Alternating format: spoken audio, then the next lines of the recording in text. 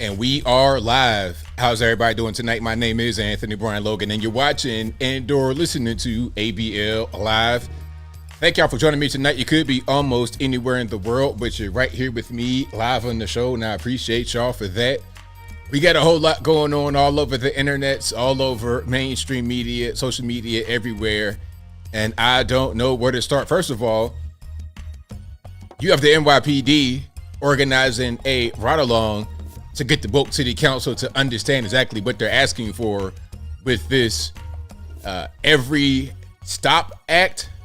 We'll talk about that a little bit later. Also, California is a mess, has been a mess for a long time, and Kaiser Permanente is warning their Oakland headquarter employees to stay inside the building during lunch hours. Don't go outside because you might get deleted, you might get stumped into wine just trying to get something to eat, because the robbers are out there and they're in full force, and there's no way to really stop it because Oakland sucks, California sucks. We'll talk about that a little bit later. Also, MS-13 DNC, also known as MSNBC, Reid had a little bit of a hot mic moment talking about another effing war as it relates to Joe Biden. We'll talk about that a little bit later. Also, Snoop Dogg does a whole 180 on Donald Trump. He went from trying to delete him in the music video, or at least representation of him, to now, hey, I got nothing but love for Trump. I got nothing but respect for Trump. Why the change from then to now? We'll talk about all those things and more on tonight's episode of ABL Live. And I thank y'all again for being here. You guys are the best audience anywhere on these internets. If you like what you're hearing thus far, please give the video a thumbs up, like the video, share the video, do all of that good stuff. That'll help me out tremendously. We got a whole lot going on. There's a lot to discuss. There's a lot of videos that I've not shown you guys all over the interwebs. There's a lot going on. We're going to get into a lot of good content, but first things first, shout out to you guys for being here. You guys are the best. If you enjoy the content, if you enjoy the channel in general, please give the channel a thumbs up, the video a thumbs up, whatever you can. This is also a podcast you're listening to right now. It'll be available on your favorite audio streaming platforms, whether that be Google Play, Apple iTunes, Spotify, etc. Link for that will be in the description, or just go to your favorite audio streaming platform and search ABL Live. I should pop right on up. And if you're over there right now listening to me, please give me a 5-star rating or review, whatever you can on those platforms. I would appreciate it tremendously. We're going to get into a lot, but first things first, shout out to the sponsors. Y'all know how I do.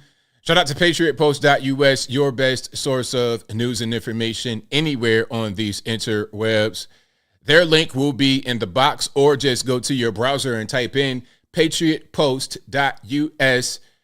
Hit them up, tell them that ABL sent you. Also, go to my merch website. That is ablmerch.com, ablmerch.com. We got the hats, t-shirts, stickers, hoodies, mugs, and more right there on the website, ablmerch.com. Also, go to my regular website, anthonyblogan.com. That is ANTHONY, the letter B, LOGAN.com. Go to the front page of the website, and there's articles for each video that I produce. And in each article, I have links from the left, from the right, independent, international, national, big tech, old school media, new school media, alternative media, whatever you want. I got it. Full videos, I got it. As long as it's legal, I'm going to play it on my website. Again, AnthonyBLogan.com. Also, go to the website, AnthonyBLogan.com/contact to find my email address, my snail mail address, my social media platforms, whether it be Facebook, Instagram, Twitter, never going to call it X.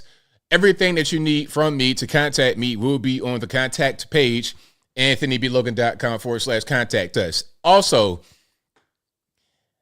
the best way to not get scammed in 2024, at least by me, is to reference the contact page for the contact information. And y'all know how the whole scamming thing goes. Whenever I post a new video, there's a bunch of weird comments. I've been seeing some of the inappropriate comments. I've been trying to be on top of those. Zero pun intended. I've been trying to delete those immediately. But there's also some other ones that come about a little bit later. And the way that it works, for you guys that don't know, is that whenever I put out a new video, there's a bunch of trolls and whatnot that may infiltrate the comments. If you comment on a video, someone may reply to you with my picture. So they stole my picture and their name may look similar to my name. Their name may be a request. Like they may have my picture and their name might be contact me now, email me now. Okay, obvious big red flag. Don't do that. And if you do contact them, it's going to be some kind of weird random address. And it's not going to be my email address. My email address is very simple. It's contact@anthonyblogan.com. If it's not that address, then it's not me. And you can easily find it on my website. Again, anthonyblogan.com. I'm an easy guy to find. But don't get scammed by these people who reply to your comments on my video talking about I can help you turn your $5 into $5 million, all this and that and the third. All you're going to do is give your money to one of 25 guys in a 58 square foot hovel in the center of Lagos, Nigeria. Okay. That's what's going to happen in one of them face me, face you type situations. You're going to have a bunch of grown men on a twin size bed sleep like this. The foot to head type thing we did back when we were about 5 years old. It'd be a bunch of grown 30-year-old men doing that, scamming you for your hard-earned money. And don't nobody got time for that in 2024. Or it might be one Lithuanian dude that's 15,000 pounds on a king-size mattress on the ground. No box spring, no bed frame, a whole mattress on the ground full of pizza and Cheetos and borscht and all that good stuff. It'd be a little quilt his grandmama from the old world made him on top of his feet, and because he can't go nowhere else because he's 15,000 pounds. It might be that guy scamming you, or it might be a guy that's 6 deep on a twin-size bed in a 25 square foot hovel in Lagos, Nigeria. Don't nobody got time for that. Don't get scammed in 2024, okay? Keep your money in your pocket. Unless you want to donate to me, that's totally fine. There's links and everything right here on this video and on my website, but nowhere else. And I'm never going to contact you talking about some Bitcoin or Forex or something like that. We're not going to do that, and we're going to get beyond that. So you got it good. We got quite a few videos for you guys today. There's a lot going on. And shout out to you guys for watching. Shout out to you, Denro. Denro says, ABL, your live videos are the best. Thanks for sharing your infectious humor. I'm glad you enjoy it. Thank you for watching. And I'm going to keep on rocking and rolling. The Lithuanian guy, weight keep fluctuating because the price of the borscht is going up from week to week. Okay, he needs about 15 pounds of borscht every 2 hours to sustain this massive weight. And sometimes it might be a little bit cheaper, so he's able to get more. So the weight is going to shoot up from 10,000 to 15,000 to 12,500. Who knows how much is it going to be from week to week? All right, let's get to it. We got a lot going on. I kind of wanted to start with a little bit of a funny video. Now, shout out to you guys who are confronting the school boards. I understand why you're doing it, because this is a thing that needs to happen sometimes. You got your taxpayer money being spent on things that are inappropriate. You have teachers out here doing things they shouldn't be doing. We'll talk a little bit more about that a little bit later. So my man right here is kind of fed up, and he's like, okay, I'm going to go confront them. And pardon me for the loud noises, I'm tripping. He's going to go confront them, and he's not going to hold any punches, okay? Now, I don't know when this video was recorded. I don't know when it came out, but I think it doesn't matter when it was recorded. This video is very relevant today. So let's check it out. Good evening, cowards. Rick Hubbard, 97 Spruce Lane. Nice to see a bunch of fat, ugly women in this. Oh, What? excuse you. What? No. I'm speaking. They're fat, ugly women is what they are. We're not having that. Let's talk about it. We're not having that. You don't have to. Bye. That ain't free speech. It's called free speech. Bye. That's not free speech. That's insulting. Bye. That's good. Shut up. Okay, everybody, stop. Let Mr. Hubbard speak, please. Enough. Now, he went on to say a little bit more, talking about what happens in the school board. But what he said from the beginning was pretty spicy. I'm gonna play a little bit of this, but it's gonna get a little different. Go ahead, Rick. And we wonder why children are retarded stupid today. I think that right there might be enough. I think what he's saying might be enough right there. So shout out to my main man with the all green on, green screen, trying to be invisible from the cameras and setting the tone off right. All right. So shout out to him. Good evening, cowards. Hey, I love it.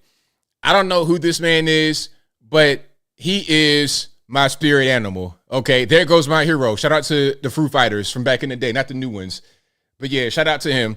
But I feel him. Hey, man, we got these school boards acting the fool, doing the most. I'm not even really mad at him, okay?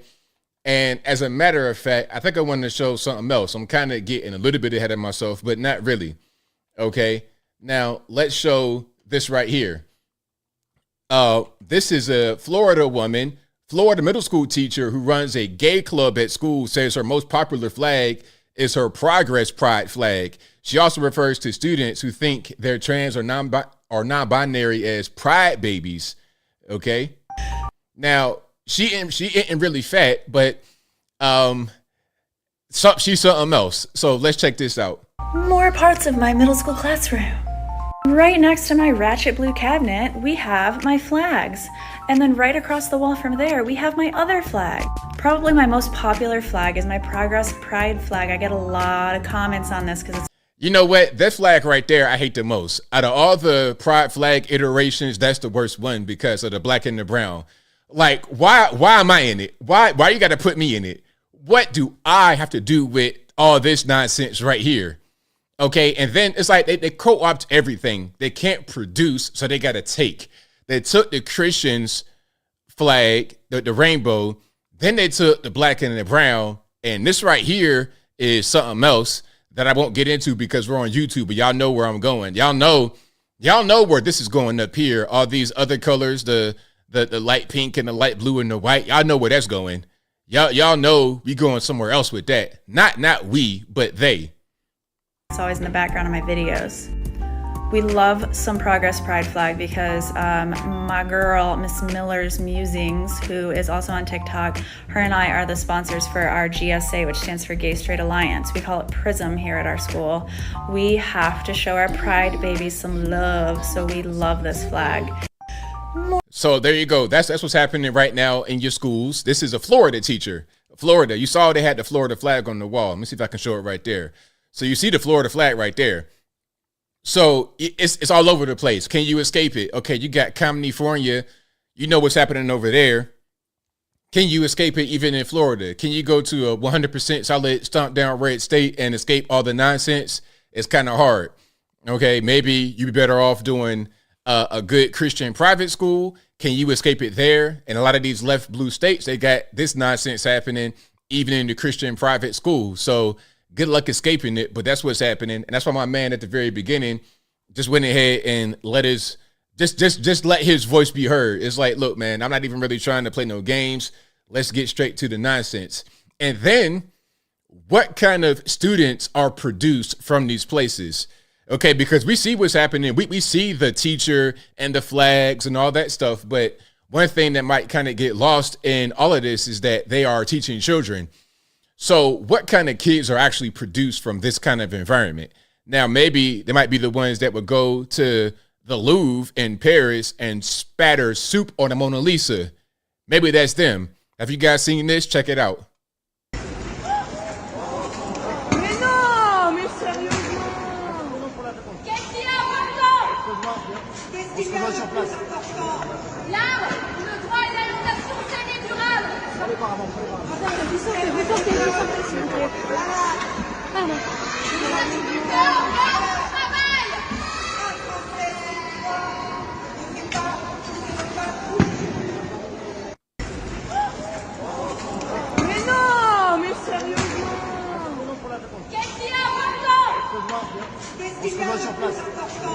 Now, what's the purpose of spattering soup on the Mona Lisa? Now, a couple of things. Of course, this is going to be in glass. It's not going to be just available for somebody to go and try to vandalize. And so they just splashing the They're just splashing the soup on the glass and making the statement and recording themselves. But beyond that, how did they even get into the Louvre with soup? Like, did you smuggle soup? Where did you have the soup hidden? Like, how did you get soup in there? Because I can imagine you just come in there with a hot pot, with a kettle, with a bowl. Like, it ain't nothing going on. I doubt they got a restaurant in there in the Louvre. You could just go eat and then spray food all over the place. But yeah, that's what's happening. That is the kind of person that gets created in an environment where everything's about LGBTQ, LMNOP, X, Y, and Z. That's what happens. Of course, that's over in Europe, but we got the same kind of things happening here. It's a lot of mirror reflections happening here. Now, one thing about the world, sometimes it's not a good idea to do certain things. If you splash soup on a Mona Lisa, you get some attention. Maybe you get locked up. It's Europe, so maybe they won't get locked up. Just as you probably won't get locked up in certain parts of the United States. Look, if I could just be the king and rule by fiat, do whatever I want to do. If you do stuff like that, man, you're going straight to the gulag. Let's bring gulag labor back. Let's bring gulag labor back. If you're in the Louvre, spattering soup, borscht, what they call it? What's a Nigerian dish? You know what I'm talking about, the fufu. Yeah, if you splashing rice and chicken bits and whatnot on the Mona Lisa, look, you're going to the gulag at least for a little bit of time.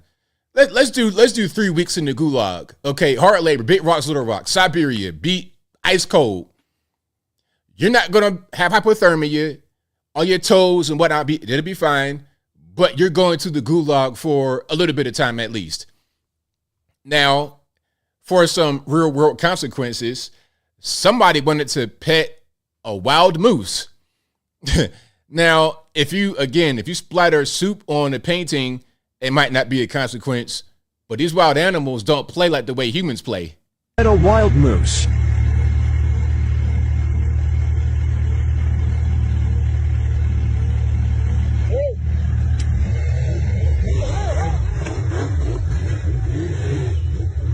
Man, look, that reverend ain't doing nothing, man. That moose is like, look, man, you trying to touch me, not catch all these hoofs, all this leg power. You're gonna catch all of this might. And these animals, these wild animals, man, they're very strong. Don't try to touch wild animals, man. They will completely destroy you. Okay, you thinking it's Bambi or something like it's a Disney movie? No. You about to get trampled immediately. He even broke his leg.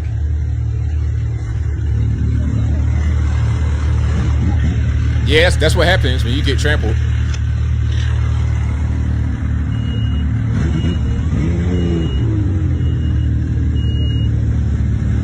So yeah, the moral of the story is don't go touching stuff. Don't go messing with wild animals. Leave the wild animals alone. Okay, you didn't got stomped into wine by a whole moose out here. You're in his territory. He's like, yo, what are y'all doing up here in these jet skis or whatever? Y'all in my house acting like you could just do whatever. Imagine somebody busting into your house and just started petting you on your forehead. It's like, sir, I have a gun. I need you to stop touching me right now. Same thing with the moose. So, hey, you want to go to a petting zoo or something like that? Okay, cool. But out there in the wild, I think not. And I also saw a story where there was a person who got bit by a shark in a tank. I got to find that right quick. And, this one was kind of more of a sanctioned thing.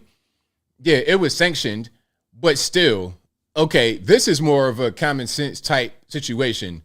Now, this is a young boy got into a shark tank. He's 10 years old and got into a shark tank. Now, it was part of a guided tour. But I'm going to ask you guys a question. Would you get into a shark tank and be trying to pet sharks with no cage or nothing, just you with scuba gear on? Would you do that even if it was a guided tour and it's at an aquarium or something? I ain't talking about you're in the ocean. You definitely don't want to do that. But even in a tank, would you get in the tank if it was a guided tour with sharks and you just kind of out there in the open? no cage, nothing around you. Let's check some of this out. All right, trigger warning. I'm not quite sure they're gonna show anything really crazy. And it says Bahamas shark attack, blood from bit child fills tank, gruesome video shows. So you can see right here the boy got bit. Now look, I'm not getting in the tank. Okay, you know what? I've gone to the aquarium, I've gone to the zoo, things of this nature, and I look on the outside, okay? And to be totally honest, I'm not even going to touch the glass. He said, don't tap the glass.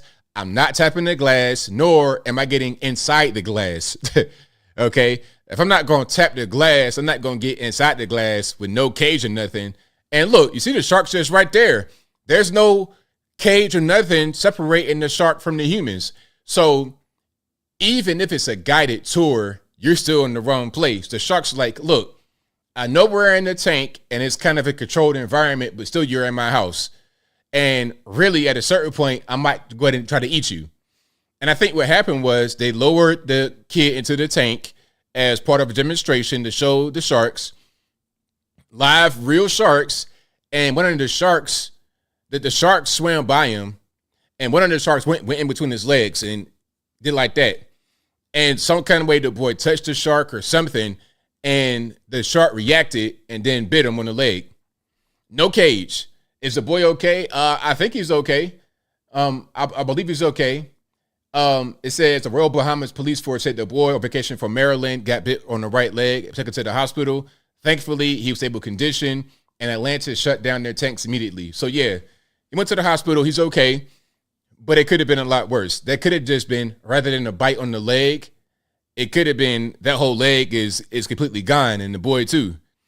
Yeah, the boy should sue. I mean, look, I see the case maybe for a lawsuit, but the lesson is don't get into wild animals territory without the proper protection. If I'm gonna be in a place with a bunch of wild animals, I ain't gonna just be out there just willy-nilly, like with totally vulnerable. I'm not gonna do it. All right, but let's keep on going here. Oh, and speaking of animals, shout out to Alex Rosen at I Fight for Kids. What he does is catch child predators, kind of the same way Chris Hansen did. But I don't want to compare him to Chris Hansen, but I'm just saying so you get the idea of what kind of work this guy does. Now, he's confronting one child predator in, I guess, a camper. And this guy had like 10 cats. And the cats went totally buck wild when the other guy was in there. Now, why do you guys think the cats went so buck wild? Were they trying to escape? Do we have an intruder? Do we have guard cats? What's going on? Now, check this out. Wow, nice bed setup. All right. What the fuck? Holy shit. What the fuck? Yeah. What the fuck's going on?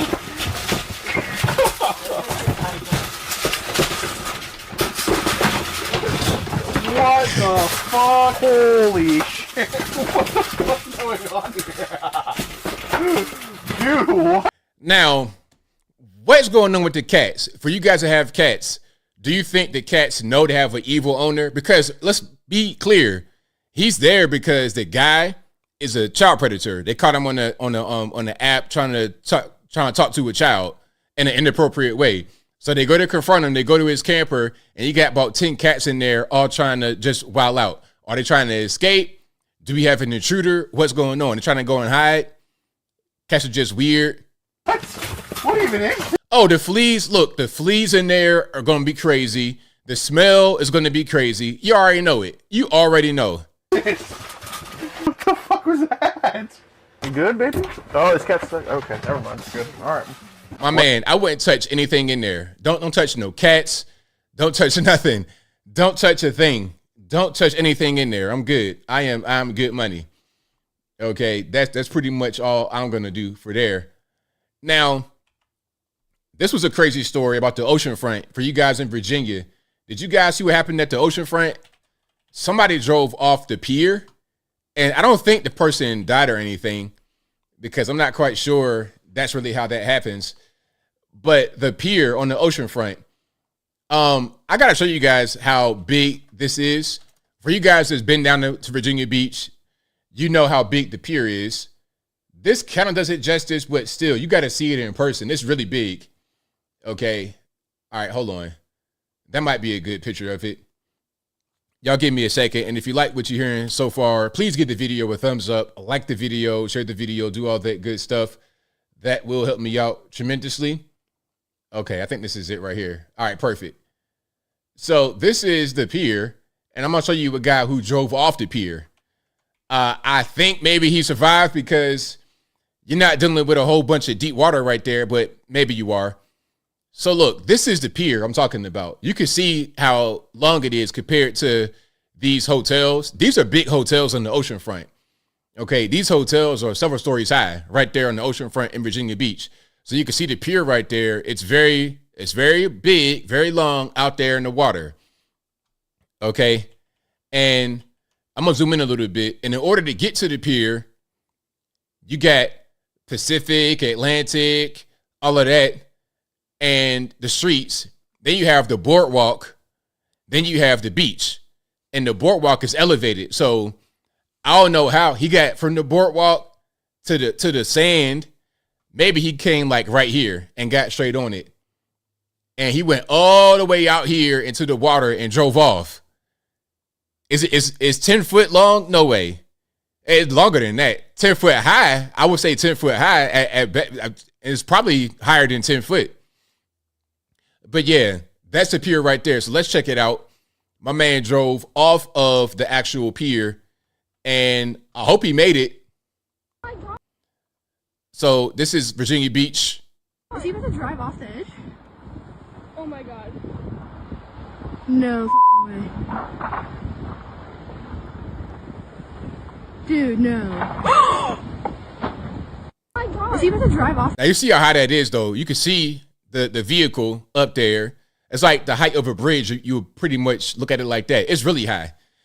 If you go down the beach, you could be up under it, and this is really, really, really high. It's much higher than 10 foot. 10 foot is not, I say 20 foot, 30 foot, at least 20 foot high. And my man's off the edge. Now, I don't know what's causing that kind of thing to happen, what's going through your mind, but my man, please seek help.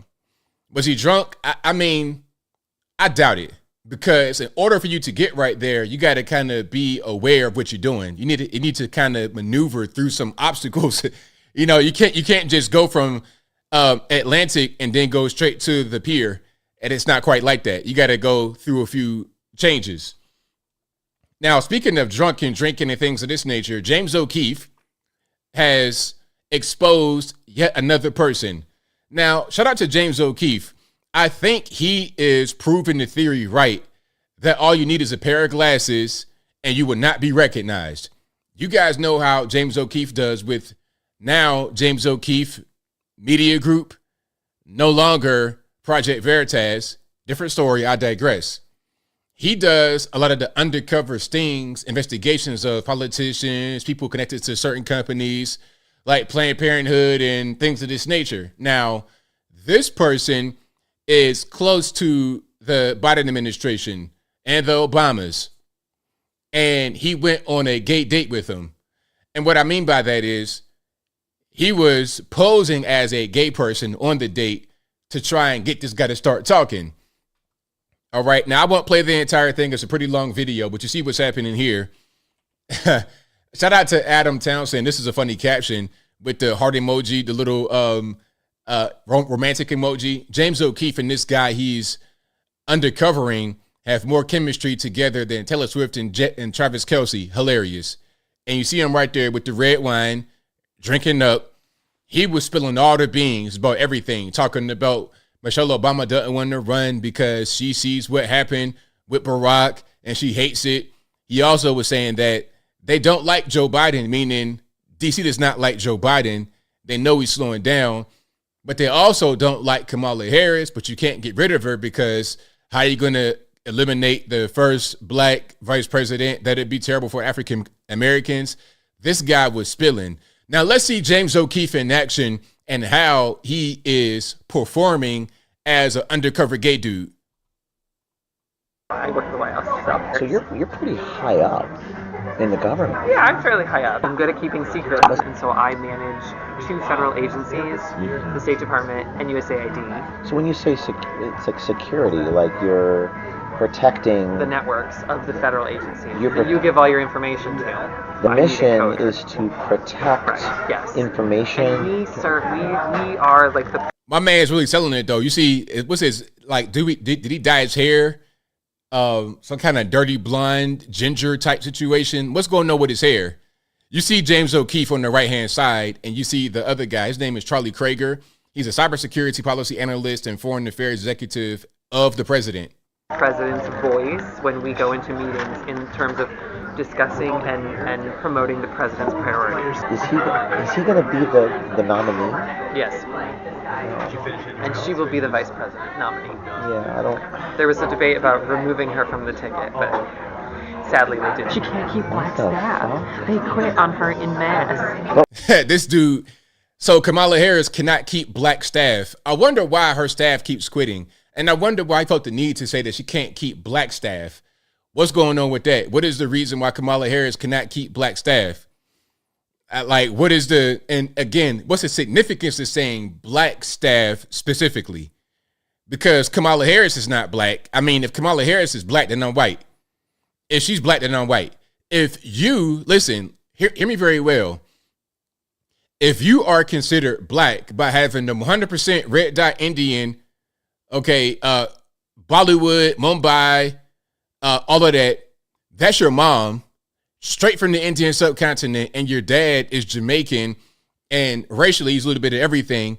Her dad is probably biracial himself, and probably got some Indian in them too by being from Jamaica. There's a lot of the Indians out there. She's probably majority Indian, a little bit of black and white. I would say, and as far as order of her racial makeup, you go Indian, white, and then a little bit of black. So a little bit of black sprinkle makes you black. It's ridiculous, but I digress.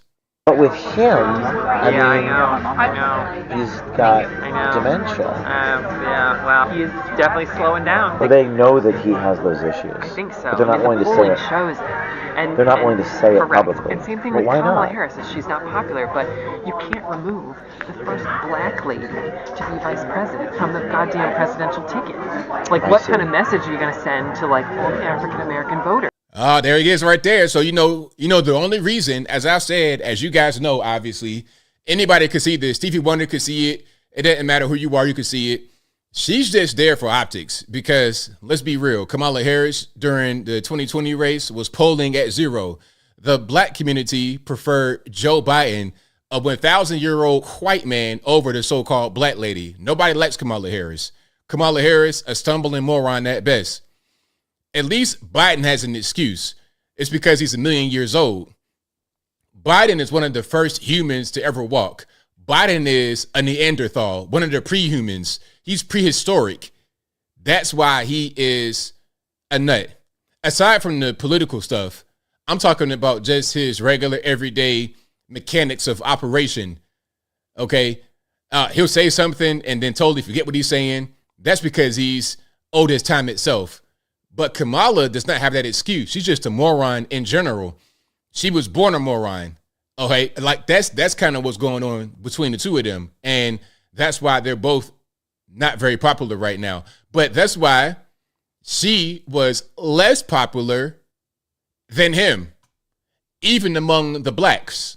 How would you spin that? People would be like, what the fuck? Like she's a woman and she's multiracial.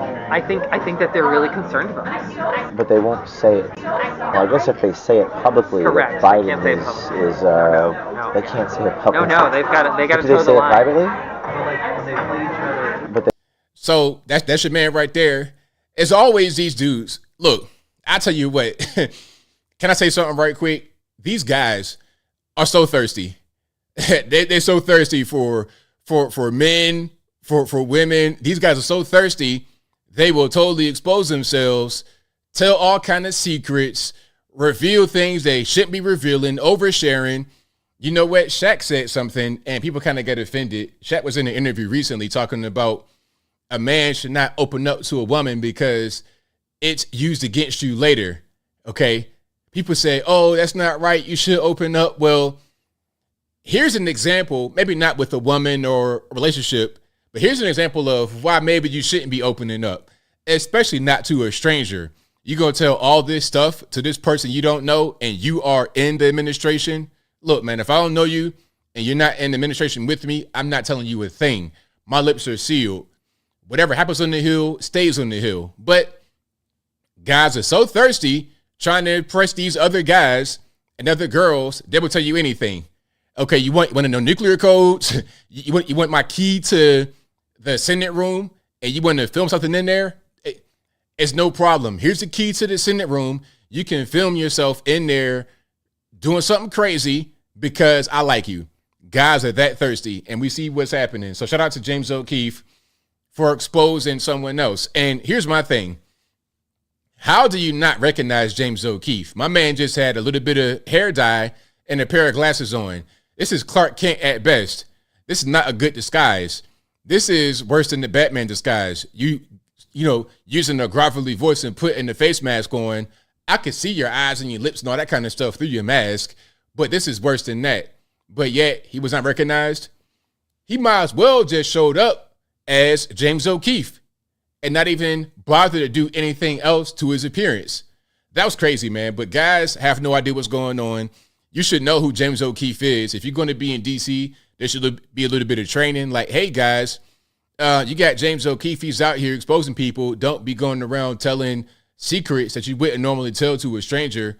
Okay, you going on a Tinder date. This guy could be fake and just trying to get info from you. But I digress.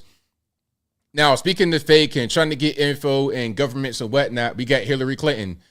Now, you guys know how the left always say that the right complain about the election being stolen and they want to overthrow the government and it's treason and all this and that and the third. They want to throw us under the bus for having any kind of question about the election in 2020, 2016, 2024, whatever it is. Local elections, national elections. If there's any question about the validity of it, about the mail-in ballots or whatever, any question like that, then we're automatically put into a category of tinfoil hat wearers.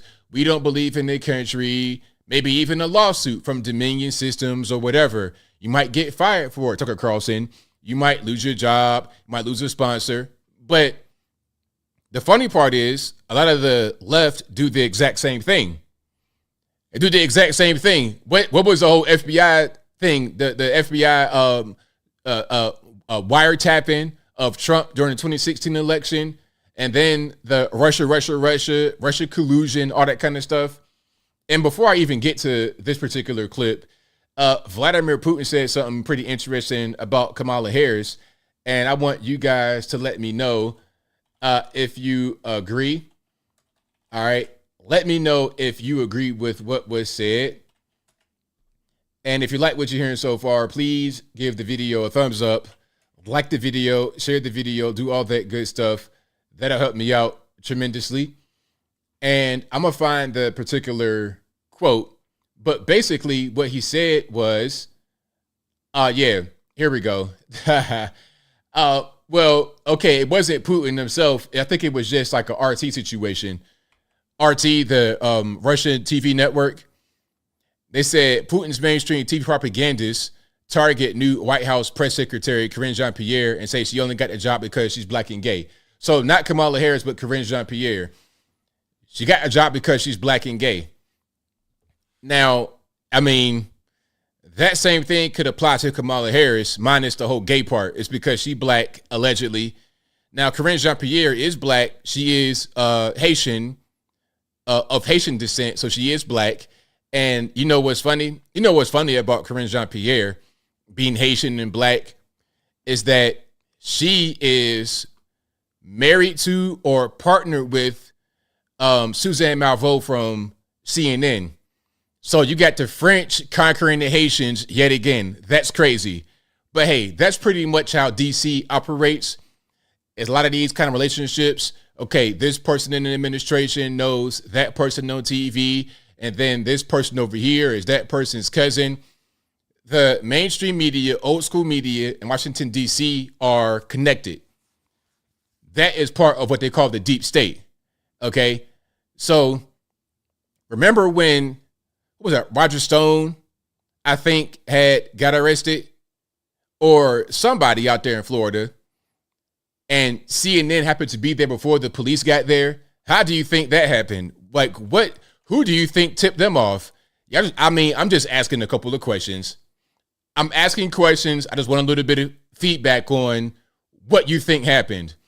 When you see the mainstream media get exclusive interviews, exclusive stories, they're able to break certain things, it's because they have connections inside the actual White House.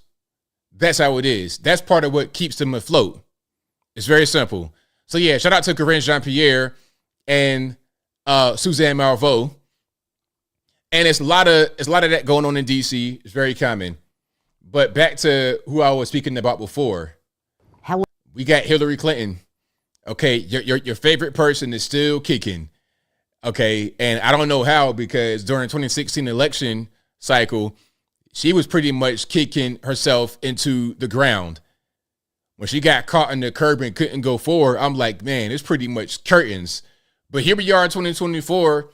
She's still with us. I don't know what they got her on, what kind of drugs they pumped in her body, but something is still keeping her animated, and here we are. Highlight something that is keeping me up at night.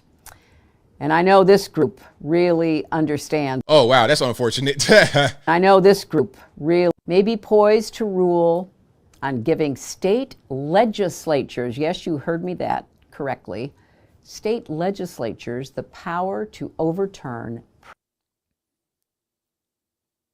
That video is not playing very well. I think they're on to me.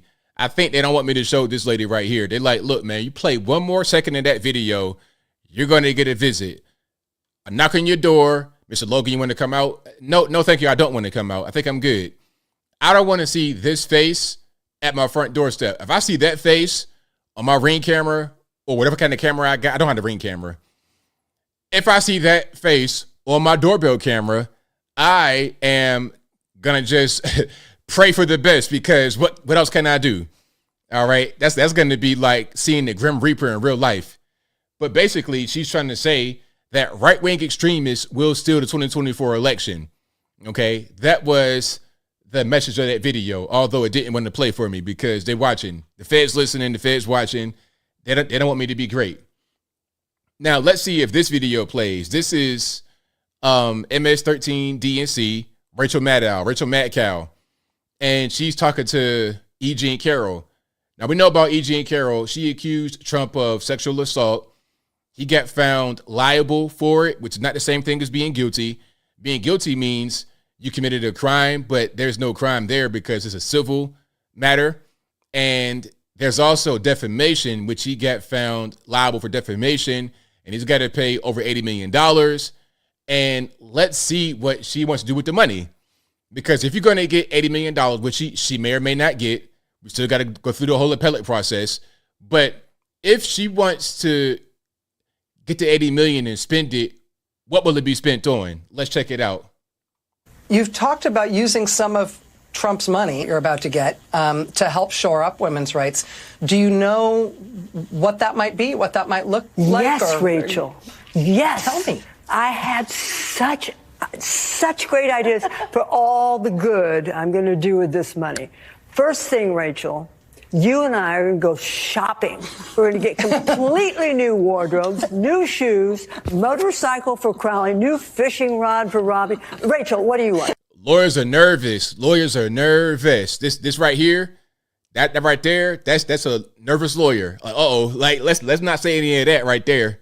Penthouse, it's yours, Rachel. Penthouse and France. You want France? You want to go fishing in France? No? Oh, all right, okay. That's a joke. There we go. Lawyers flanking her. We're just playing. We're just joking. Ha ha ha ha. Although if me fishing in France could do something for women's rights, I would take the hit. You know, I would obviously take one for the team. All right, let me as if you need persuasion. You know what's funny about Rachel Maddow is that she wears makeup and whatnot on camera to look more like a woman, but then when she's off camera, she looks like Pauly Shore at best, Peyton Manning at best. If she was to show up at the NFL facility and say, hey, you know what, I'm on the starting team playing quarterback, they'd be like, all right, come on. Where's your helmet and your jersey at? You want to warm up? Eli Manning got best in the face. That's Rachel Maddow, okay? But you're talking about all this feminist stuff, but when you go on MS-13 DNC, you dress more like a woman. It's kind of strange, but whatever. You know, that's kind of how they do. Always hypocritical like that. Yeah, Eli Manning, straight up, twins. Her and Eli Peyton, they could be like triplets, straight up and down. Shout out to her dad. What's Peyton and Eli's father name? Y'all know what I'm talking about. Archie. Shout out to Archie. Yeah, that's Archie's daughter or his other son right there, Rachel Maddow. Now, speaking about E. Jean Carroll, let's hear from Nikki Haley. Nikki Haley's still kicking. She's still around. Let's hear her opinion about E. Jean Carroll, shall we? You would think that, before I show it, you would think that Nikki Haley, as a conservative, allegedly, as a Republican, allegedly, she would not be in favor of what's going on with E. Jean Carroll because she understands what's happening with Trump. It's all just a hit job. It's all just politically based targeting. It's not really about him doing anything wrong to E. Jean Carroll. It's not about him doing anything wrong in Fulton County, Georgia, or New York City. It's just all just political targeting against him because he's trying to become president again. That's all it's about. So then you can have news stories that say Trump got found guilty of sexual assault, although he didn't. They could say, oh, well, he's got 85 felonies on his head, all kind of BS. You would think that she would be able to identify that, even though you are an opponent right now in the primary, you'll lose, but you're still an opponent. You would think she'd be able to identify that and call it out for what it is, but maybe not. The jury has now ruled. They have found him liable of sexual abuse. Do you not trust the jury and their findings, Ambassador? I absolutely trust the jury, and I think that they made their decision based on the evidence. I just don't think that should take him off the ballot. I think the American people will take him off the ballot. I think that's the best way to go forward, is not let him play the victim, let him play the loser. That's what we want him to do at the end of the day. All right, so there we have it. Now, maybe the question was about having Trump get taken off the ballot, which is so dumb. I mean, that whole thing to get Trump off the ballot is ridiculous because, look, I mean, I've said it once and I'll say it again. The last time I checked, there's only 3 qualifications to run for president. There's 3 qualifications: 35 years old, natural born, U.S. citizen, and live 14 years in the USA. That's it. Okay, you got locked up or you were found liable or some kind of, you got sued and lost in court. Okay, what's that got to do with anything? Oh, well, it's an insurrection. Well, where's the conviction for insurrection? Just because you are accused of doing the thing, it means nothing. I can say anything about anybody. What I say means nothing until they are convicted in the court of law. You're innocent until proven guilty. You cannot be punished for an accusation. That's not how it works legally. Now, you may see somebody get accused of something and you decide to not vote for them because of the accusation. That's your choice. But to hold them liable legally for a thing because of an accusation, that's not how it works at all. That's not how society works, or that's not how it should work. But we'll keep on going here. Now, let's see what they say about her still staying in the race. All right, let's check it out. And RIP to the headphone users. But it certainly has to be better than what I did in New Hampshire, and it certainly has to be close. Danielle, at some point, she needs a win, no? She can't just keep doing better. How long can she continue on that? So long as her billionaire backers continue to funnel money into her campaign, she's going to stay in. And I think for Biden, this actually looks like a good thing because all right, so there we have it. She says her staying in for Biden is a good thing. All right, this woman's name is Danielle Moody, host of the Woke AF podcast. I bet her podcast is very woke. I can tell right there. I could tell by the outfit, the hairstyle, and what she said that the podcast is very woke. So shout out to her. Shout out to her. Shout out to Miss Moody for the Woke AF podcast. Let's keep on rocking and rolling. If you like what you're hearing so far, please give the video a thumbs up. Like the video, share the video, do all that good stuff. That'll help me out tremendously. Okay, Joy Reid. Joy Reid, I covered this, and a lot of you guys are kind of confused because I played it in the beginning and I had it censored. The hot mic moment about Biden potentially going overseas and getting involved in another war. Okay, we have rumors of wars. You got rumors of Taiwan happening. You still got Ukraine going on. You got Israel going on. They're talking about striking Iran and all this stuff. You got people like Lindsey Graham, the biggest warmonger that I can think of in the past few years. Probably the biggest living warmonger in office right now is Lindsey Graham. He's talking about hit Iran directly, and his friend in South Carolina, Tim Scott, talking about do the same thing, go into it. Tim Scott said, go into Iran and hit him there. I'm like, whoa there, cowboy. Whoa, let's not do that. Now, Joy Reid, I think she feels the same way that I feel. We're not really for all this foreign intervention. We're not really for going overseas and attacking people and potentially getting nuked, getting deleted, having our troops lose their lives. RIP to the 3 who were lost over in the base in Jordan near the Syria border, which is also close to Iraq. RIP to them. I think she feels the same way that I feel about not wanting to go over there. But check it out. She can't really say that on air because the Biden administration apparently are trying to push forward. They have no plans of leaving Ukraine as far as support. They want to be over in Israel, supporting that. They're talking about Taiwan, sending troops over there. So she can't really say that on air because her job is to be the Democratic Party's media arm. But she said something on an open mic, on a hot mic that got picked up by the camera's audio. Now, it's going to be a little bit of cussing, so if you got little kids, cover their ears. Let's play it. Over the weekend, President Biden said he's ready to take action if Congress is serious about solving the border issue. If that bill were the law today, I'd shut down the border right now and fix it quickly. And Congress needs to get it done. Starting another fucking war. Still trying to kill the deal. So you heard that right there. You heard the hot mic moment. Start another effing war. That was what she said on the hot mic. Now, she apologized for that later. And she said, you know, it wasn't meant to be aired. It was just some behind the scenes banter, all this and that and the third. She didn't apologize for what she said, which was expressing disdain for getting into yet another war. A lot of us say the same thing that she said. Although she feels the same way that many of us say, she can't really express that on air. She can't really agree with the so-called MAGA. You know, the MAGA extremist Republicans. You can't agree with us on that. We'll say the same thing and get called extremists, but she says it. Oh, I'm sorry. It was behind the scenes banter. I didn't mean to curse. But you said what you said. You meant what you said. I agree with you. We don't want to get in any kind of wars either. Why are you fighting against us? Why are we considered to be these extremists for having your same opinion? It's because you do whatever you told to on air. That's the whole thing. All right. So yeah, shout out to Joy Reid and shout out to her wig. You know, that's the orange man style right there. All right. I'm not sure who wore it better. Who wore the orange hair top better? Miss Joyanne Reid or Donald Trump? I think it's going to Trump because Trump's has more volume. Yeah.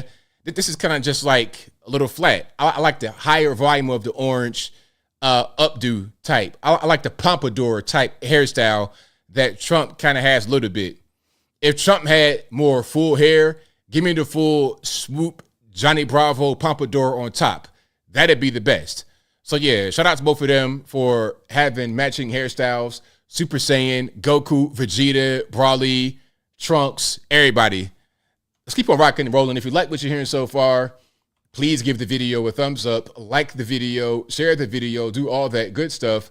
That'll help me out tremendously. Okie dokie. Now, speaking about blonde hair and whatnot, We got a young lady talking about inflation, what's happening with the prices. There's a whole lot going on. Let's check this out. Okay, so we know everything is like really stupid expensive now. And I don't typically stop and like get coffee out or go through drive-thrus and stuff. But today we had 15 minutes to kill. And so I had my toddler with me and we go into this coffee place next door to where we were going. And we were early. So I was like, let's just run in here.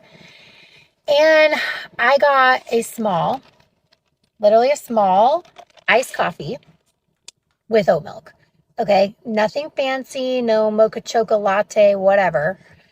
And she got a cookie, a normal cookie. And the lady's like, it's 13, whatever. And I'm like, how? Yeah. And sure enough, like my plain iced coffee was like 7 something and her cookie was like $4.50. And I was just like, okay. So I pay, and then of course it's like, do you want to leave a tip? And I'm like, this is out of control. This is out of control. But the place is packed. And I'm like, first of all, it's the middle of the day. Second of all, who's paying $13 for a coffee and a cookie every day? A lot of people. And like Starbucks, look, you Starbucks guys, shout out to the Starbuckians out there. Shout out to the Starbuckians. You guys, hey, shout out to you. If you enjoy Starbucks, you go there regularly.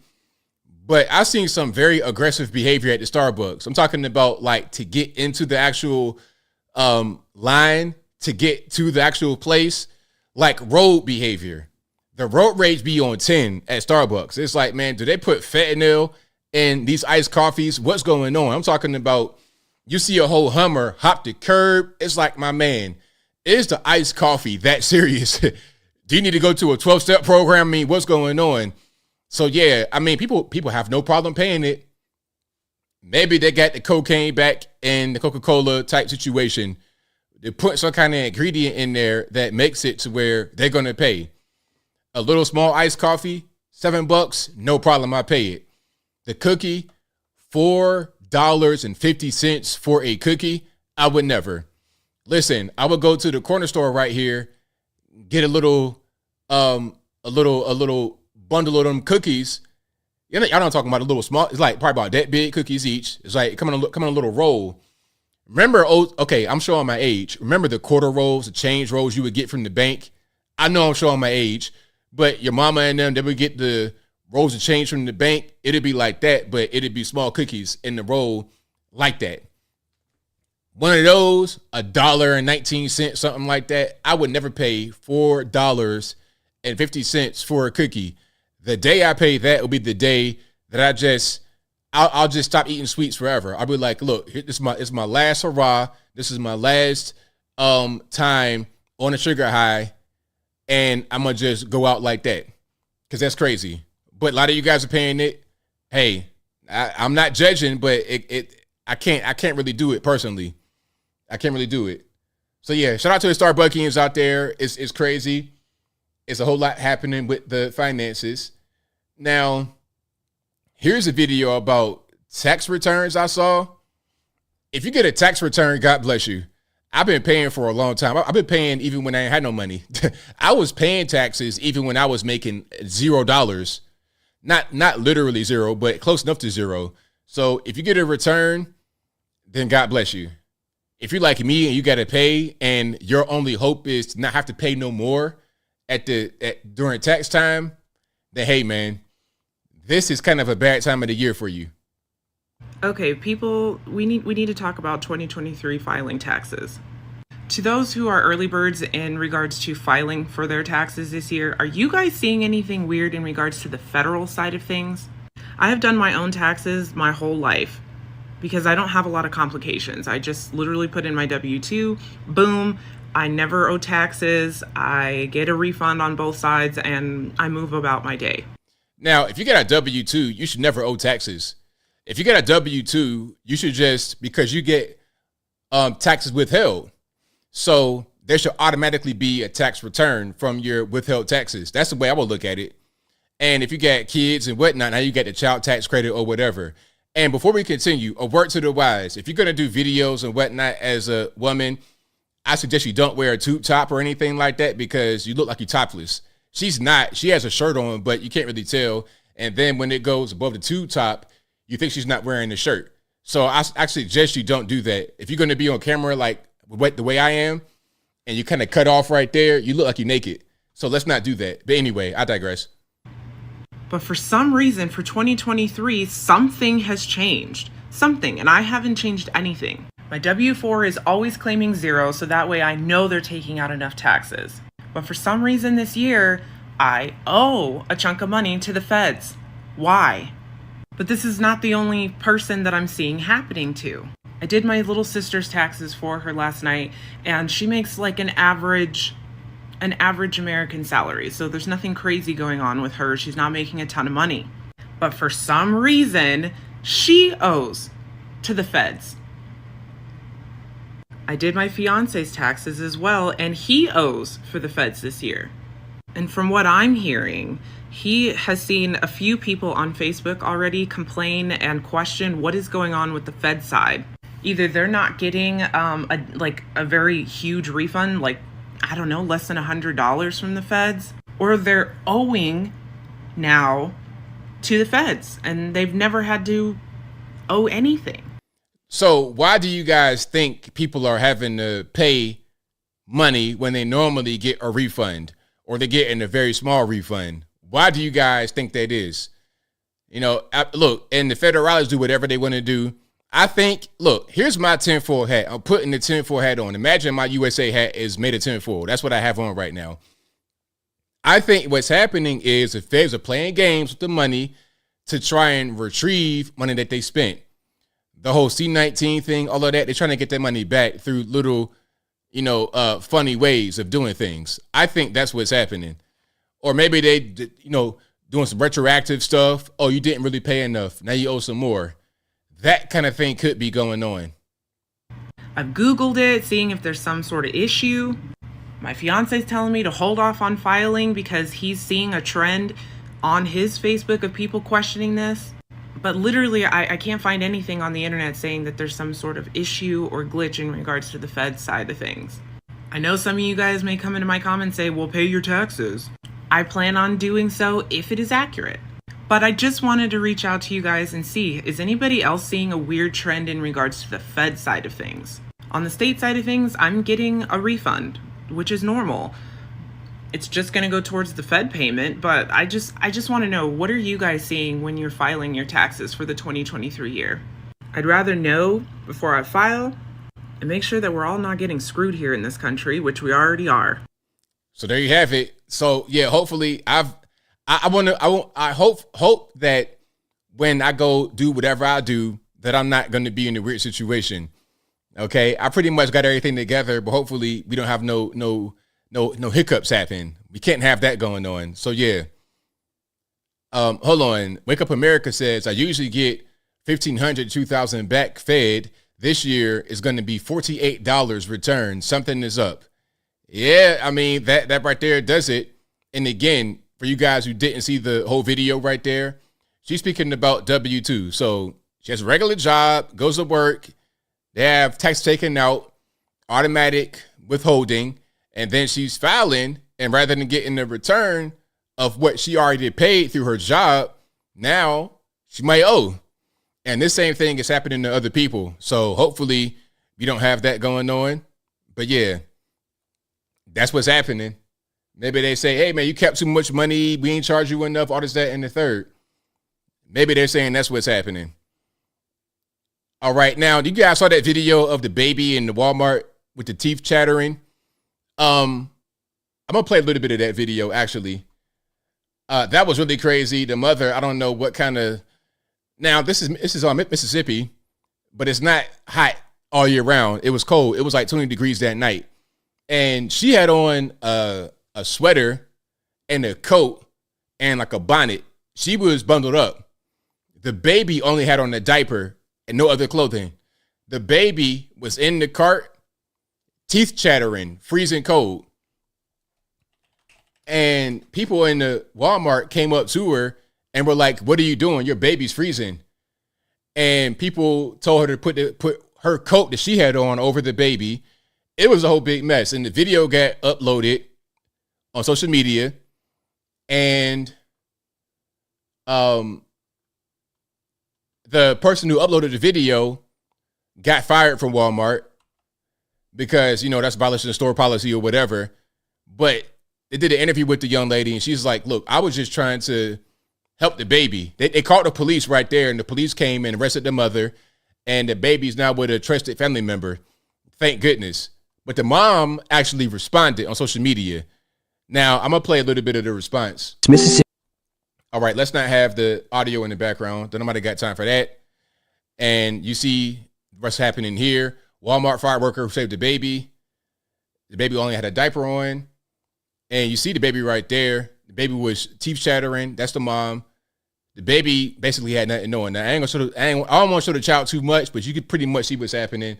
The baby was not wearing any kind of clothing except for a diaper.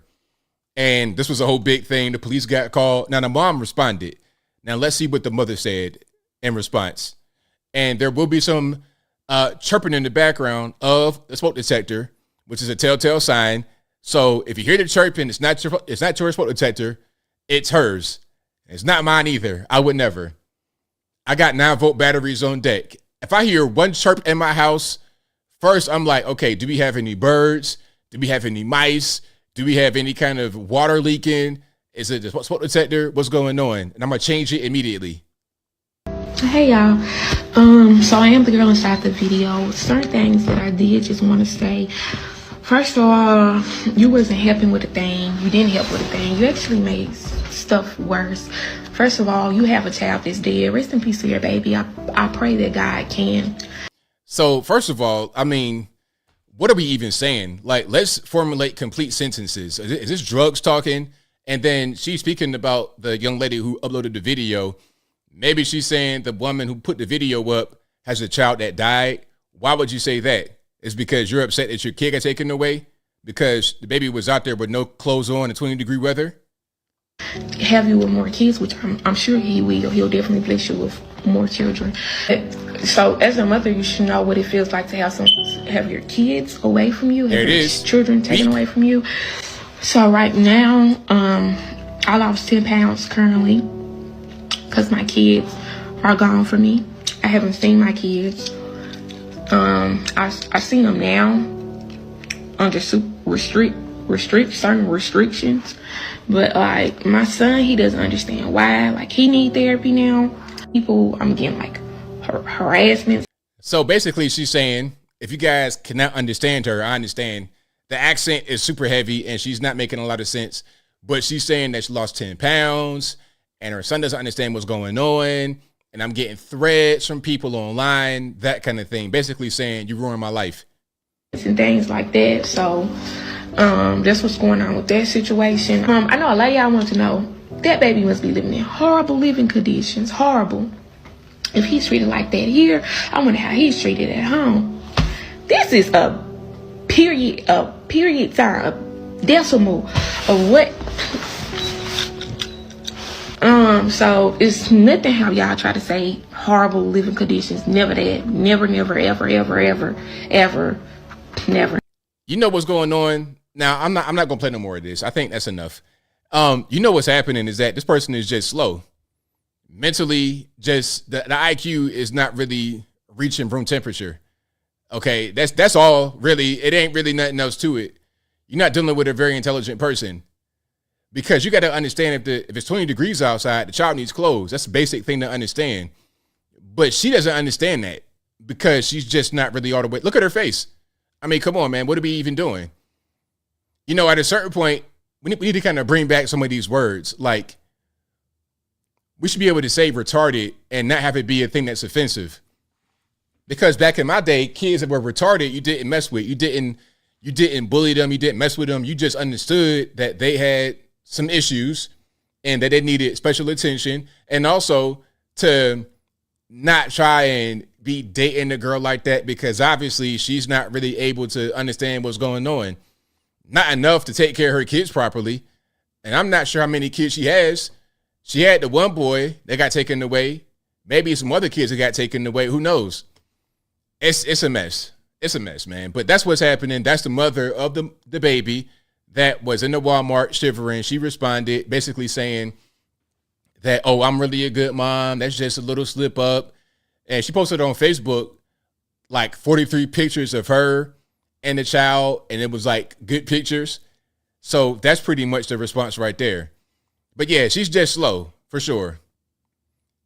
Now, it does get cold, Mississippi.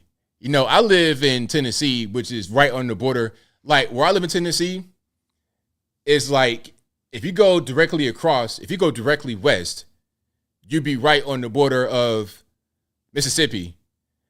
Tennessee borders Mississippi, Alabama, and out to the north, Georgia, all on the same line.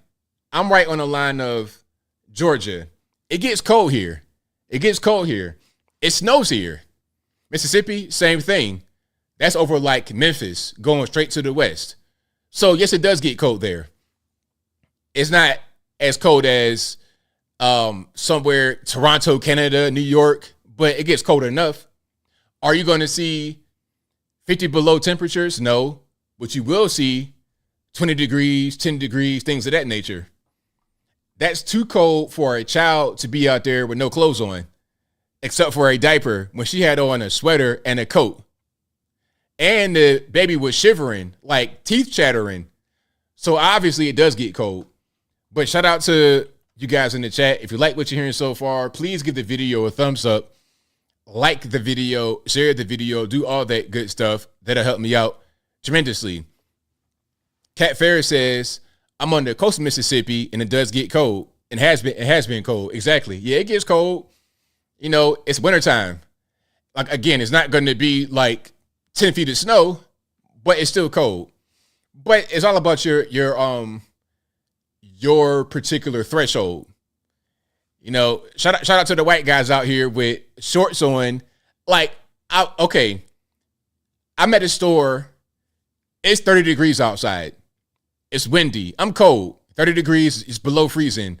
I saw my white brother out there with a pair of shorts on and some hiking boots with a thin hoodie. I'm like, my man, what's going on? Like, what are we doing? I'm more of a tropical climate kind of guy. So 30 degrees below freezing. If it's ice on the ground, I'm cold. You might not be. And it's okay. It's fine.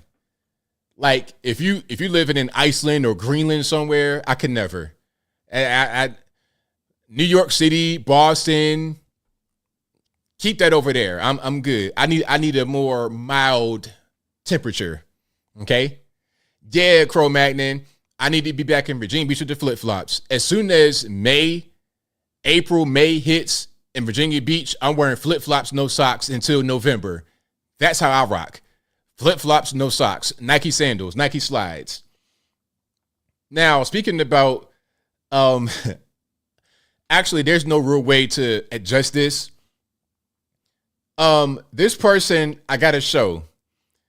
This person is a transformer, I suppose. And this person has been called Gorlock the Destroyer. Oh, yes, I am going to show this person because this guy says that there's a decline in this country's masculinity. We have a decline in masculinity in this country, according to Gorlock the Destroyer. Now, he would know, obviously. Look at this person right here. This is a man, obviously, looking like my man from 90 Day Fiancé, plus a few pounds and longer hair, a wig. He says that we have a serious decline in masculinity in the US of A. Now, let's hear from this person, and I hope to not play him again. Let's check it out. I'm not a big fan of toxic masculinity or like whatever, like the norms, I guess. But I like when there's just like a little bit of that, like I'm the man and I'm going to take charge, you know? Like, cause like, why not, you know? I feel like a lot of boys need to start being boys though. Like when it comes to like the male roles, because a lot of like men nowadays are expecting princess treatment. And it's like, okay, well, I want that energy just as much as, My man, I need you to stay still. I ain't trying to see no Humpty Dumpty action. I ain't trying to see you roll off the edge of the seat you on and see stomachs and skins and whatnot. I'm not trying to see that. Just make your point and have that be that, because it's kind of precarious. You got some stuff going on. I'm not trying to see more than what I'm seeing because I'm already seeing too much. That as you do. For example, like let's say I get a flat tire on the side of the road and we're together, you better know how to change that tire. Like you better know how to do these things. Because if I have to call my dad, just like I said, no. Sorry. So do you guys agree with Gorlock, the Destroyer, about masculinity being in decline, saying, hey, man, if you're on the side of the road and we catch a flat tire, you got to be able to change it. Now, if you're going to be driving with this person in your passenger seat, the tire might just go flat. Okay, your payload is going to exceed the capacity. You riding in a Tesla or something like that, or a Toyota Corolla, man, your suspension going to be jammed up. All of that is going to be a mess.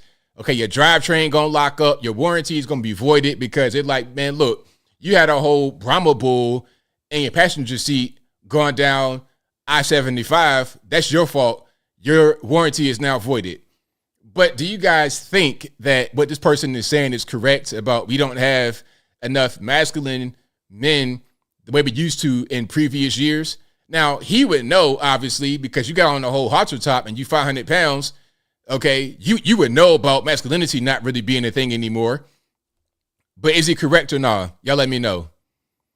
Yo, to drive with that person, you got to be in the F350, a dually. You better have some crazy Bilstein suspension. You better have all of that ready to rock. Try going down the mountain, man. Please listen. Anyway, but correct, incorrect. What's your opinion about that? I think that he has a point. And I think that he is a prime example of a lack of masculinity. Again, that was a man, obviously, and who identifies as something else. I have no idea. Yes, that's a man. 100%. I mean, come on. You don't see, look at this. I mean, this guy right here, you talking about a whole mariachi band leader. Feliz Navidad. Like, come on, man. Like, what's going on? Shout out to him, though. If you like what you're hearing so far, please give the video a thumbs up, like the video, share the video, do all that good stuff. That'll help me out tremendously. Now, speaking about masculinity and male roles, things of this nature, Gayle King. Gayle King is Oprah's friend. Now, Gayle King says that she was dating the guy for a brief period of time, like 2 months or something. And the guy asked, could he borrow some money? And then after that, it pretty much turned her off. Now, I think this is pretty unfortunate because I don't think you should be airing out people like this, although she did not say a name. This just shows that all this effort to try and have men compete against women and all this kind of stuff, the gender bending stuff, it doesn't really make a difference. It's not a real thing. That's not how we want to be, because people still want roles to be followed. And I think it's kind of foul for her to say it, but this just shows that gender roles are a real thing and they're not going anywhere. So again, this is Gayle King, Oprah's friend, kind of like Suge and Silly. If you know, you know, but I digress. Do you think you could lend me $4,000? And I'm like, oh God. Asked what it's for. He said, yeah, it was for a child support issue. Do you think you could lend me $4,000? Now, that's a shorter version of the clip, but in a longer version of the clip, she said that they were dating for like 2 months or something, some short amount of time. He asked, could he borrow the money and that he would pay her back in less than a week. And he did pay her the money back. And the guy was not a bum. He made 6 figures. He just had a financial situation going through. Child support. You don't know what kind of bills this man had. We just needed the money briefly, and he would pay her back, and he did pay the money back in less than 1 week. But still, that was enough to turn her off completely. This is why roles are still roles. It doesn't matter what they say. All this LGBTQ elemental piece, all this confusion. At the end of the day, we're still human beings, and certain things still matter. And here's another example of a transformer trying to, well, not even a transformer. This is not even a transformer. This is just a regular, everyday dude competing with women. And you can see the level, the disparity. It doesn't make any sense. Now, I think this is rugby. Australia, New Zealand Now watch this. Now see, this is all women running with the ball, and then up here, watch this. See my man right here? Look at this. Now, he is tackling her and is going to drive her into the actual ground. Watch this.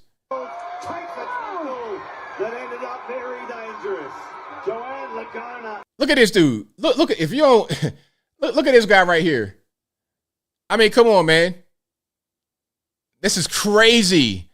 Why would they be competing against each other? Why would they be on the same field with each other?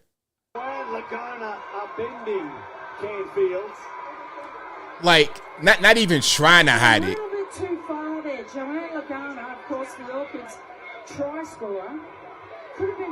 Not even trying to hide it. You're going to go straight from the rugby field right to the bar. Coronas and limes and all that good stuff on you. Not even trying to hide it. You're going to go straight back to the construction site, straight back to the roof, straight back to the bricklaying, the foundation, all the sheetrock hanging, all of that good stuff after the rugby match. Not even doing a Leah Thomas and growing a long wig. Just regular everyday buzz cut type situation going on. Well-executed tackle. She's just gone too far up on that lift. I mean, do you see this? Like, come on, man. Really? My man has lifted her up off the ground and is driving the shoulder into the actual ground. That can break her arm, separate her shoulder, all of that. She's just gone all that man weight right on top of you. I don't want to see it. I'm sorry. Let's have a men's league and a women's league. If you got strong women, great. If you got strong men, great. But I'm not trying to see some drywall mechanic in the game with women driving their shoulder into the dirt. No pads or nothing. Exactly, Spencer T. No pads, just whatever.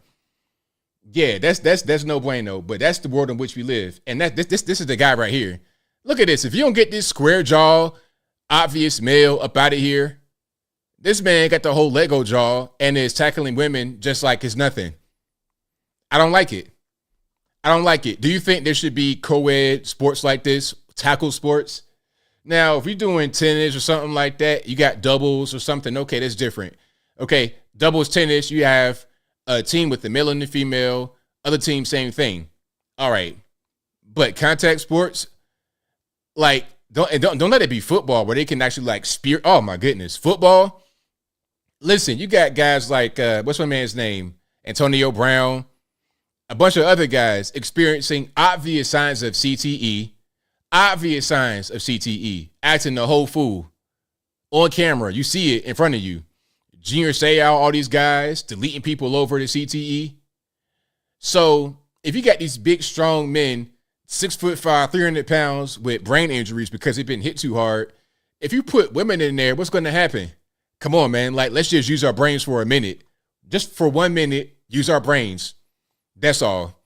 But if you like what you're hearing so far, please give the video a thumbs up, like the video, share the video, do all that good stuff. That'll help me out tremendously. Now, I'm going to take a dark turn, but I'm not going to show anything graphic. There was a video of a guy who deleted his father and cut his head off on YouTube. It was there for hours, but it's gone now. I'm not going to show any of that kind of action. Nothing, no gore, no nothing. But the guy, the media, they're saying that he was part of QAnon and he wanted to overthrow the federal government. They're trying to make this guy be a conservative Trump supporter or right-wing guy. But I'm not really sure what part of being conservative means you behead your father on live stream. I'm not quite sure what, I don't really know if that really adds up. Okay, I don't know if that really adds up, but I'm going to show him talking, but no goriness, no nothing like that, okay? And when I filed a complaint to the FBI of this labor racketeering, they showed up at my door to threaten me with arrest. Meanwhile, in 2 separate lawsuits of mine, the federal judges hid the evidence from the public. We now know the enemy is on our soil and better funded than us. So that's the guy right there. Again, this guy literally beheaded his father and was showing the head on a YouTube video, and it was on the site today for like 6 hours before it got deleted. And they're trying to say this guy is a conservative Trump supporter, right wing, QAnon, all this kind of stuff. But again, I don't know what kind of guys go chopping the dad's heads off and show it on YouTube that just happen to be Trump supporters. I've never heard about a decapitating Trump supporter before. That's not really a thing that kind of goes together. Okay. Obviously the guy's a whole nut and he has been arrested and he probably go to the penitentiary, big rocks, little rocks. Maybe he might get the rope or the chair. Either way. Okay. So yeah, that's kind of what's going on with that. So yeah. And of course, hey, here's something else though. Here's something else. You ready for the obvious part? Ready for the obvious part? Guess what? The FBI knew about him. He was on their radar. Isn't it always that way? Every single time, whenever a guy goes nuts, goes postal, deletes a bunch of people, deletes one person, something crazy like this, they always know about him. Always. He was in contact with the feds, but this still happens. So I don't really know what they could have done. I don't know. And the father, I don't know what the dad could have done. Because obviously this guy was dangerous for a while. Clearly dangerous for a while. Yeah, of course, you guessed it, Big Lebowski. You already knew that he was already on the radar. Okay. And shout out to this was reposted by Libs of TikTok. Libs of TikTok said, maybe the FBI should focus on going after dangerous lunatics and not moms at school board meetings. Yeah. Rather than trying to harass school moms, you should be going after these guys that are clearly crazy lunatics who might want to go do something crazy. And speaking about the feds intervening, I think the feds and or local authorities did right in this particular case. Not that one with the head chopped off, but another case in San Diego. There was a school shooting that was avoided. I'm going to do a full video on this tomorrow, but there was a school shooting avoided in San Diego, and they found an RPG in the garage. Now, I thought we had common sense gun control. How did you get an RPG in your house? Now, here's the real question. Was it loaded? Did you have a spare rocket in the RPG in your garage? Just laying around? I mean, I'm asking for a friend. I'm not trying to go buy an RPG.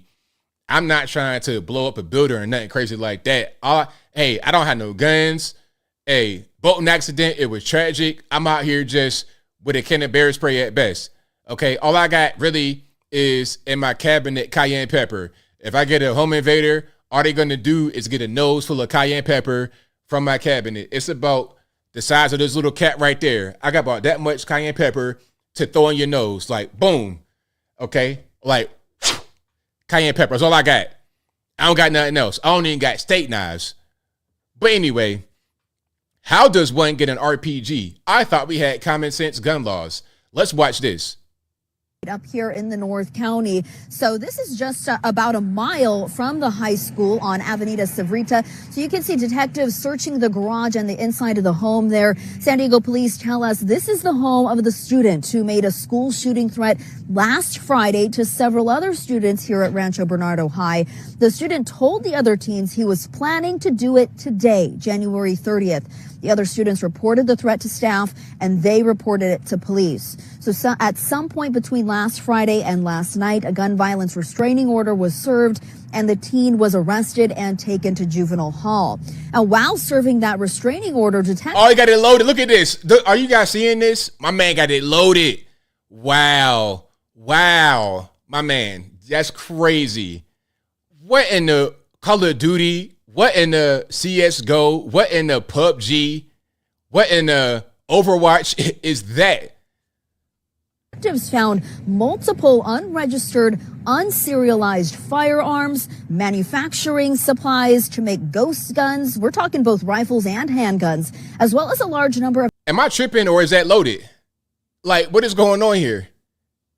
Explosives and rocket-propelled grenades. The father, 45-year-old Neil Anders... A grenade launcher? Really? Was subsequently arrested and booked into San Diego County Jail on several charges. Police are referring to that dad as a doomsday prep-styled person. Officers say his wife and other children were home at the time. You guys are funny. What in the Allahu Akbar is that exactly? What in the Allahu Akbar? What in the Middle East conflict is that? That's crazy. Does it look fake? They're taking a picture of it. I mean, it could be fake, but if it's fake, then why would that be presented as evidence by the authorities? I mean, it might not be fake. No Fun, No Hope says that would be loaded, but it looks wonky to me. It looks real. I mean, it looks like it's real to me. If somebody came to my house with that, I'm not really trying to test and see if it's fake or not. I'd be like, yeah, you got it, whatever. If somebody came up to my house and said, hey, man, get out, and they got this RPG on me, and I'm just out here with my water in my hand on the phone, like, man, look, man, you got it. I ain't trying to test you to see if it's real. I'm not trying to get elevated to the sky with that right there pointing in front of my face. Yeah. Is it disabled? Okay. That's what he's saying. It's real, but it's disabled. I'm not trying to test nobody's luck. But again, how does the question I had before I showed this, how does someone get this? How does someone get this if we have common sense gun control? How do we get grenades, ghost guns, RPGs, rockets, all of that? How do we get all that if we got common sense gun control? Obviously, gun control doesn't really work too well, does it? Obviously, it doesn't. But I'm glad they were able to intervene before my man took an RPG to school. That'd just be ridiculous. If you blow a whole school up with an RPG, I mean, like, what in the world? That's crazy. If you like what you're hearing so far, yeah, Cayenne, that ain't gonna do nothing. By the time I get the Cayenne loaded in my hand, that rocket going to be halfway into my living room, and I'm not trying to have those kind of problems. Okay, so Atlanta Airport, I've been there quite a bit. That's basically my home airport.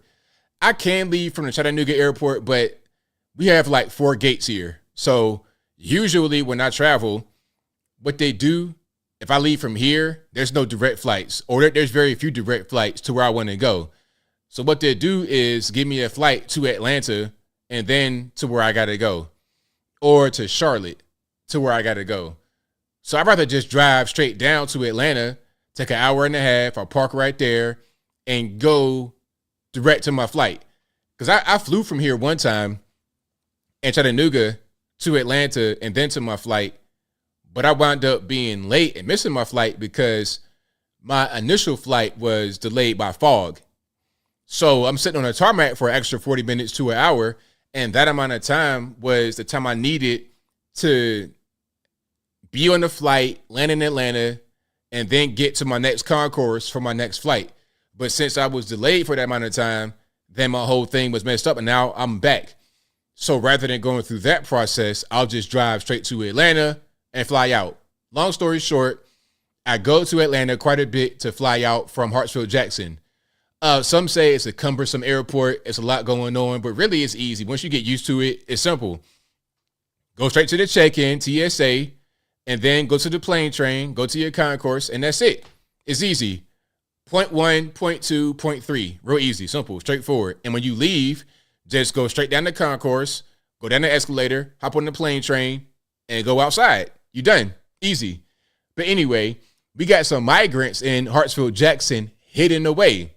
We've seen other videos of migrants just kind of being out at the airports, chilling in a concourse like ain't nothing going on, laying down in concourse 5, B15 in front of the gate like, yo, what's going on? But in Hartsfield-Jackson, it's so big, you're able to kind of hide things.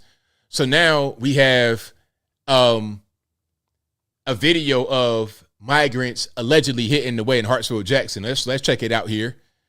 All right. You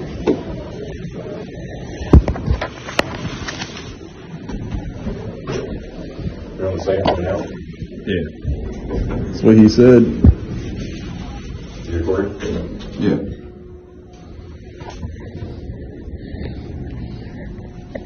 So we got a little elevator action.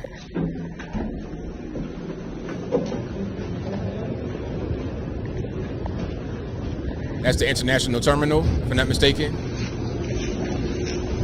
Let's get some stabilizing action on the video, please, sir.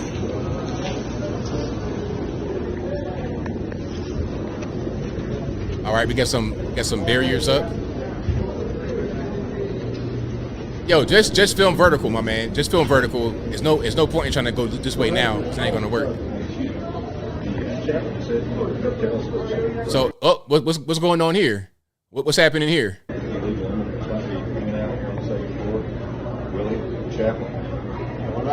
What are we doing? What do you want to do? Put him to work? No, I just want to get a documentation of him.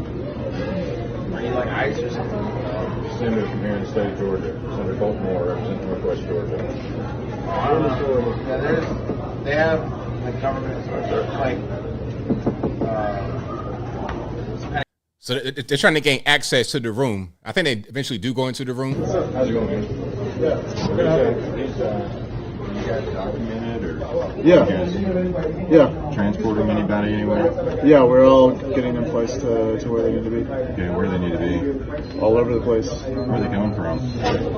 As in, like, country of origin, stuff like that. Also all over the place. All over the place? Yeah. You know when they come into the U.S.? Why? Can I ask you why you asked? We're watching a secret room in Hartsfield Jackson with a bunch of migrants in it, and they're just kind of hanging out in there. And it's not supposed to be a thing that's very publicized. It's kind of like on the low. And it's in a cut in the international terminal where people don't normally go in this particular part of the airport.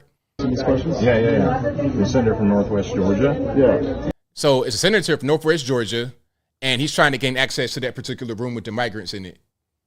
Okay? And that's what's happening right there. Rather than them just kind of being out there on the concourse, out there in the terminals, they got them just kind of tucked away. And you're going to see probably that kind of thing happen all over the country at a lot of these airports. You're seeing it happen in Chicago, at Logan. So you got them at Chicago O'Hare, Logan in Boston, Hartsfield Jackson, Atlanta, probably at Dallas Fort Worth, maybe at the Denver airport. You're going to see that a lot all over the place. They're going to be in airports. They're going to be on the streets. They're going to be in your community. I was in a hotel a while back, probably some months ago, and they had a whole party for them in there. Like, they were in there, and they were all in the lobby, and they had like a cookout or something. They were preparing their kind of cultural food. I don't know where they were from. They were not Mexican. They were something else, some kind of Middle Eastern, something like that. And that food, man, I don't know what kind of lamb they were cooking. It smelled a little bit too much like somebody's house. You understand? It was weird. It was different. But yeah, they're preparing the food that they like. They're doing all that kind of stuff for the migrants. And I'm sure that it was funded by somebody. It's not just something going on for free. Like, I ain't going to just show up and cook I ain't going to be catering for free. So you got to ask yourself, where's money coming from for all these people? From your taxpayer dollars? From private people? What's happening? And why are they being funded so much? All right. And speaking about politicians, let's go to DC right quick. We have yet another politician getting carjacked in DC. Let's check this out.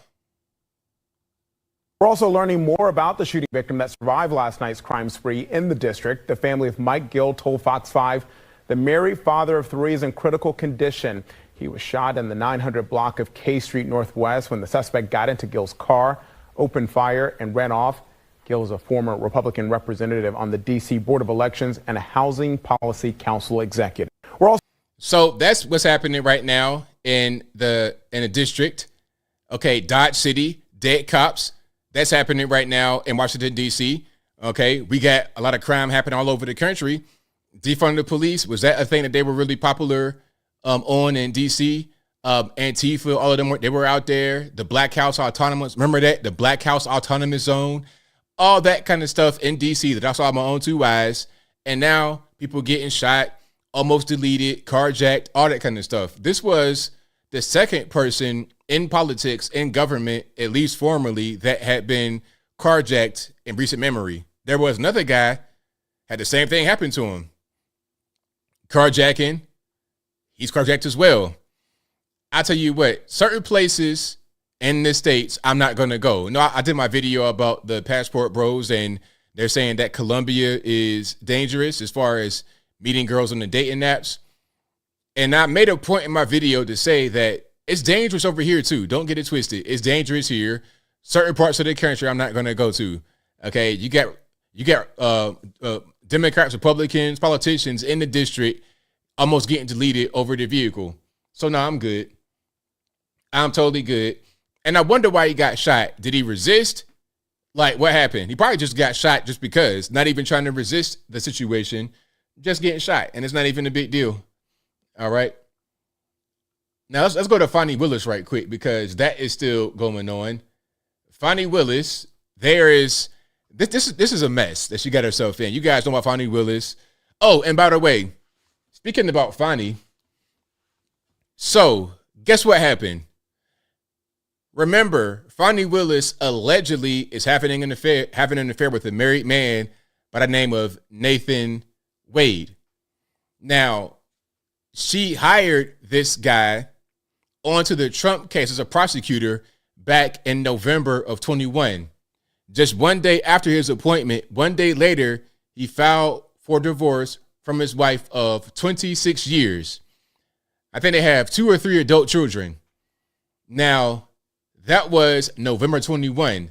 January 24 right now, the divorce is still ongoing until he just settled the divorce.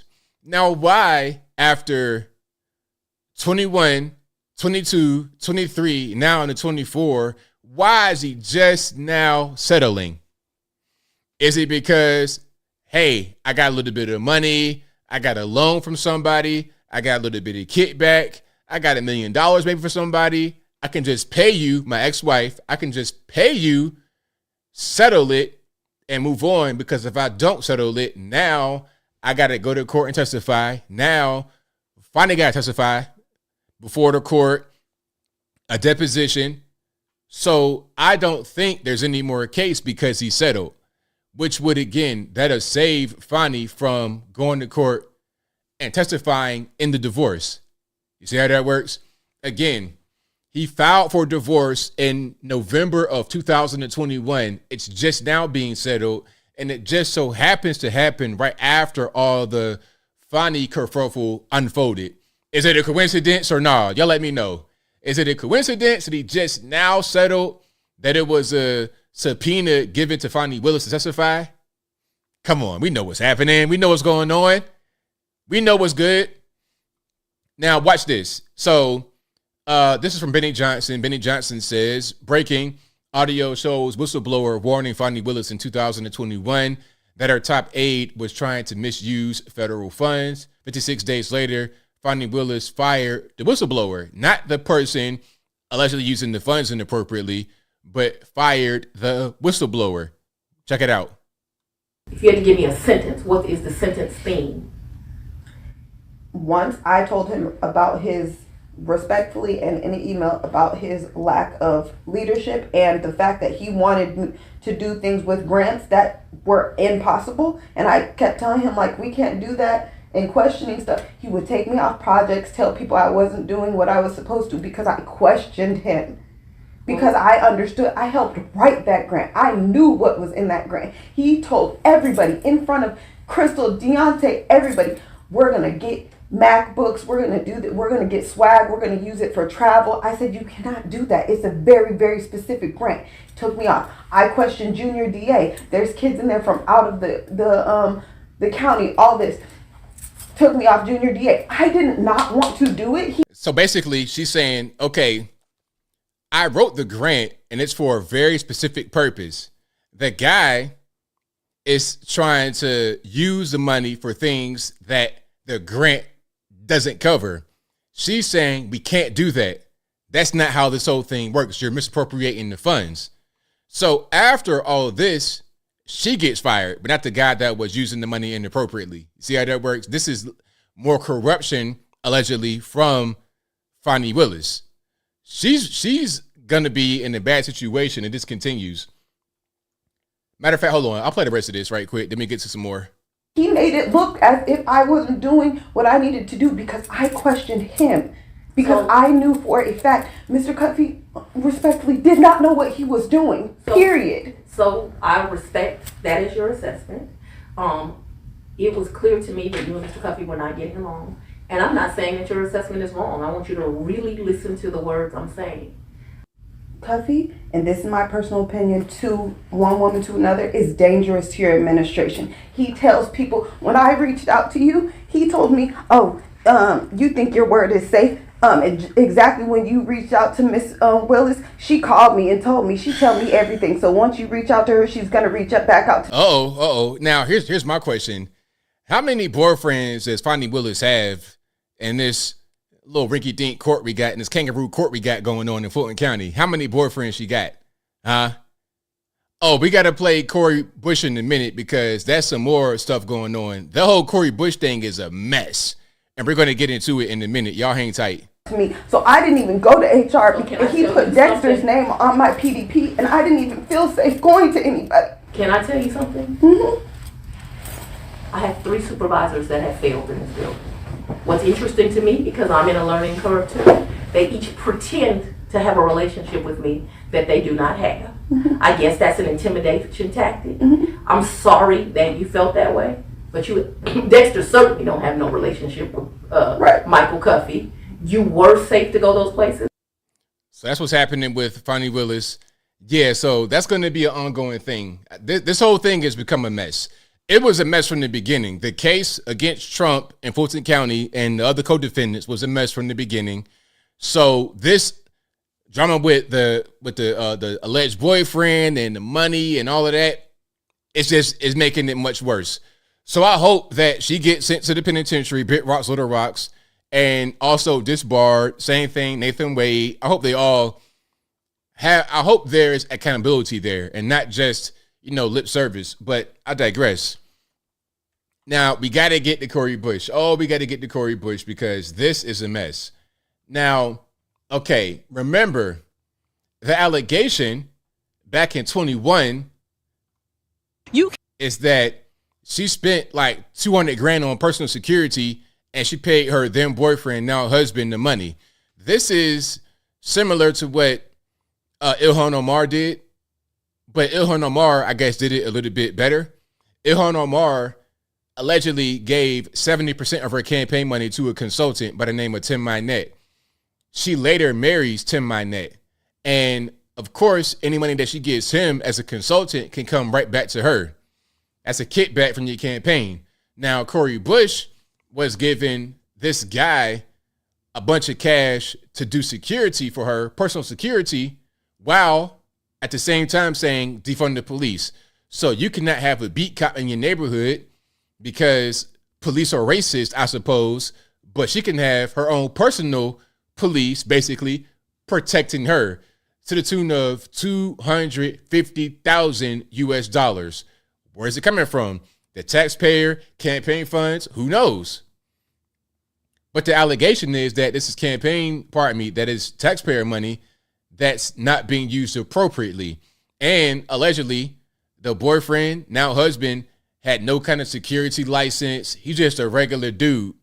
All right, I'm going to pay you all this money, $250,000, to be a security guard, and you have no security license at all. Okay? Homeboy security, rapper security at best, but I digress. Now, this video is from 2021 where she's talking about, yeah, I spent it, so what? Then we're going to get to a news clip in which we go deeper into this whole situation. Can't get that off. I'm going to make sure I have security because I know I have had attempts on my life and I have too much work to do. There are too many people that need help right now for me to allow that. So if I end up spending $200,000, if I spend $10 more on it, you know what? I get to be here to do the work. So suck it up, and defunding the police has to happen. We need to defund the police and put that money into social safety nets because we're trying to save lives. You can't. So that's Cori Bush. This is your House rep from Missouri, right? St. Louis, part of the squad alongside Ilhan Omar, probably her mentor in the whole siphon money from the federal government and from the campaign game. Ilhan Omar, Ayanna Pressley, and I got a video about Ayanna Pressley tomorrow as well because she's ridiculous. Like all these people are ridiculous. The whole squad. Jamal Bowman. Oh, Jamal Bowman's also a squad member. Jamal Bowman is the guy who put the fire alarm and then said, oh, I was just trying to vote. Really? Like, this whole team they have are full of complete idiots. I mean, morons at best. Morons at best. thieves at worst. Now, let's look at the actual investigation clip here. Cori Bush for financial corruption. She allegedly took federal funds and then handed it to her boyfriend. She hired her boyfriend to be her security guard, even though he wasn't qualified or licensed. And then she married him. So it looks like a lover's kickback. Fannie Willis, now Cori Bush, both accused of steering other people's money to the men they're sleeping with. Cori Bush put her lover on the payroll, married him, so the money goes into a joint checking account now. Oh, and she blamed Republicans for that. I have not used any federal tax dollars for personal security services. In recent months, right-wing organizations have lodged baseless complaints against me. She's struggling to read, too.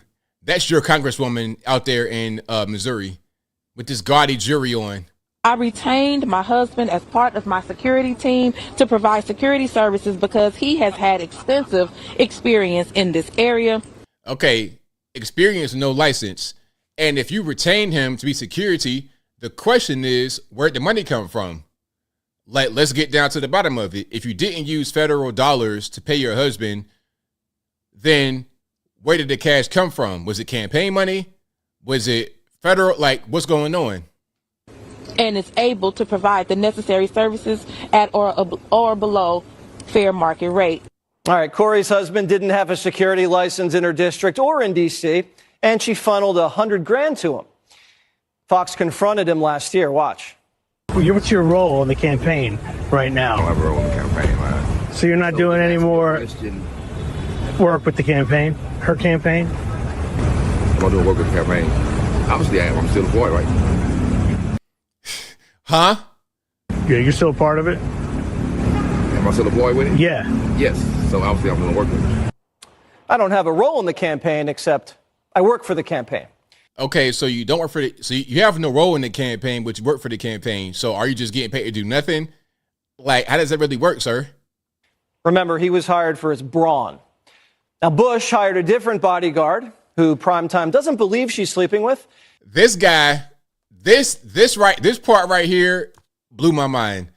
It's hard to surprise me. It's hard to shock me, but I was a little bit taken aback by this one. He moonlights as her spiritual guru. He's an anti-Semitic wizard who goes by the name Aha. Yo, Aha. Yo, this guy's name is Aha. What in the world? You can't make this stuff up. I promise you can't. Aha claims to be 1 trillion years old, and he has a very special skill set. I'm going to take you in the book of Proverbs and show you how to make lightning touch where you want it to touch and burn some down. I got a chant in the Torah that makes fire out of nothing. I got a sewer in there that make tornadoes. Flat out. That's how I learned how to make tornadoes. My man's a wizard. Yo, I can make tornadoes. I can make lightning and tornado. You casting spells? You casting spells? You Harry Potter? Are you really Harry Potter? Aha. Tornado. Aha. Thunder. Really, sir? For real? My man. You're casting spells. Hogwarts Academy. Is that where you're going right now? Your vehicle to Hogwarts? Okay, I'm getting triggered. That's my science. I know how to manipulate weather. And Bush paid Aha $165,000. And Bush has only been in office for 3 years. But the craziest part, she paid this guy $165,000 to do what? Did he cast some spells in the White House? Like, what's happening? Why would you pay this guy 1 red cent? For what? She spent almost $1 million on bodyguards. Remember, this isn't Whitney Houston. This is Cori Bush, who feels she deserves the protection you don't. Bush proposed defunding the police. You would rather me die? Is that what you want to see? You want to see me die? I remember that. That was crazy. You rather me die? Well, I mean, don't ask that kind of question. I mean, do you want me to tell a lie or be honest? I mean, don't ask that kind of question.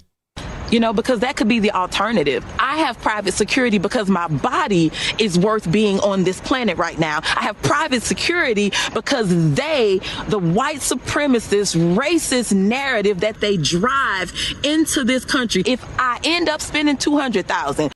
Who said Larry Potter? Y'all are crazy.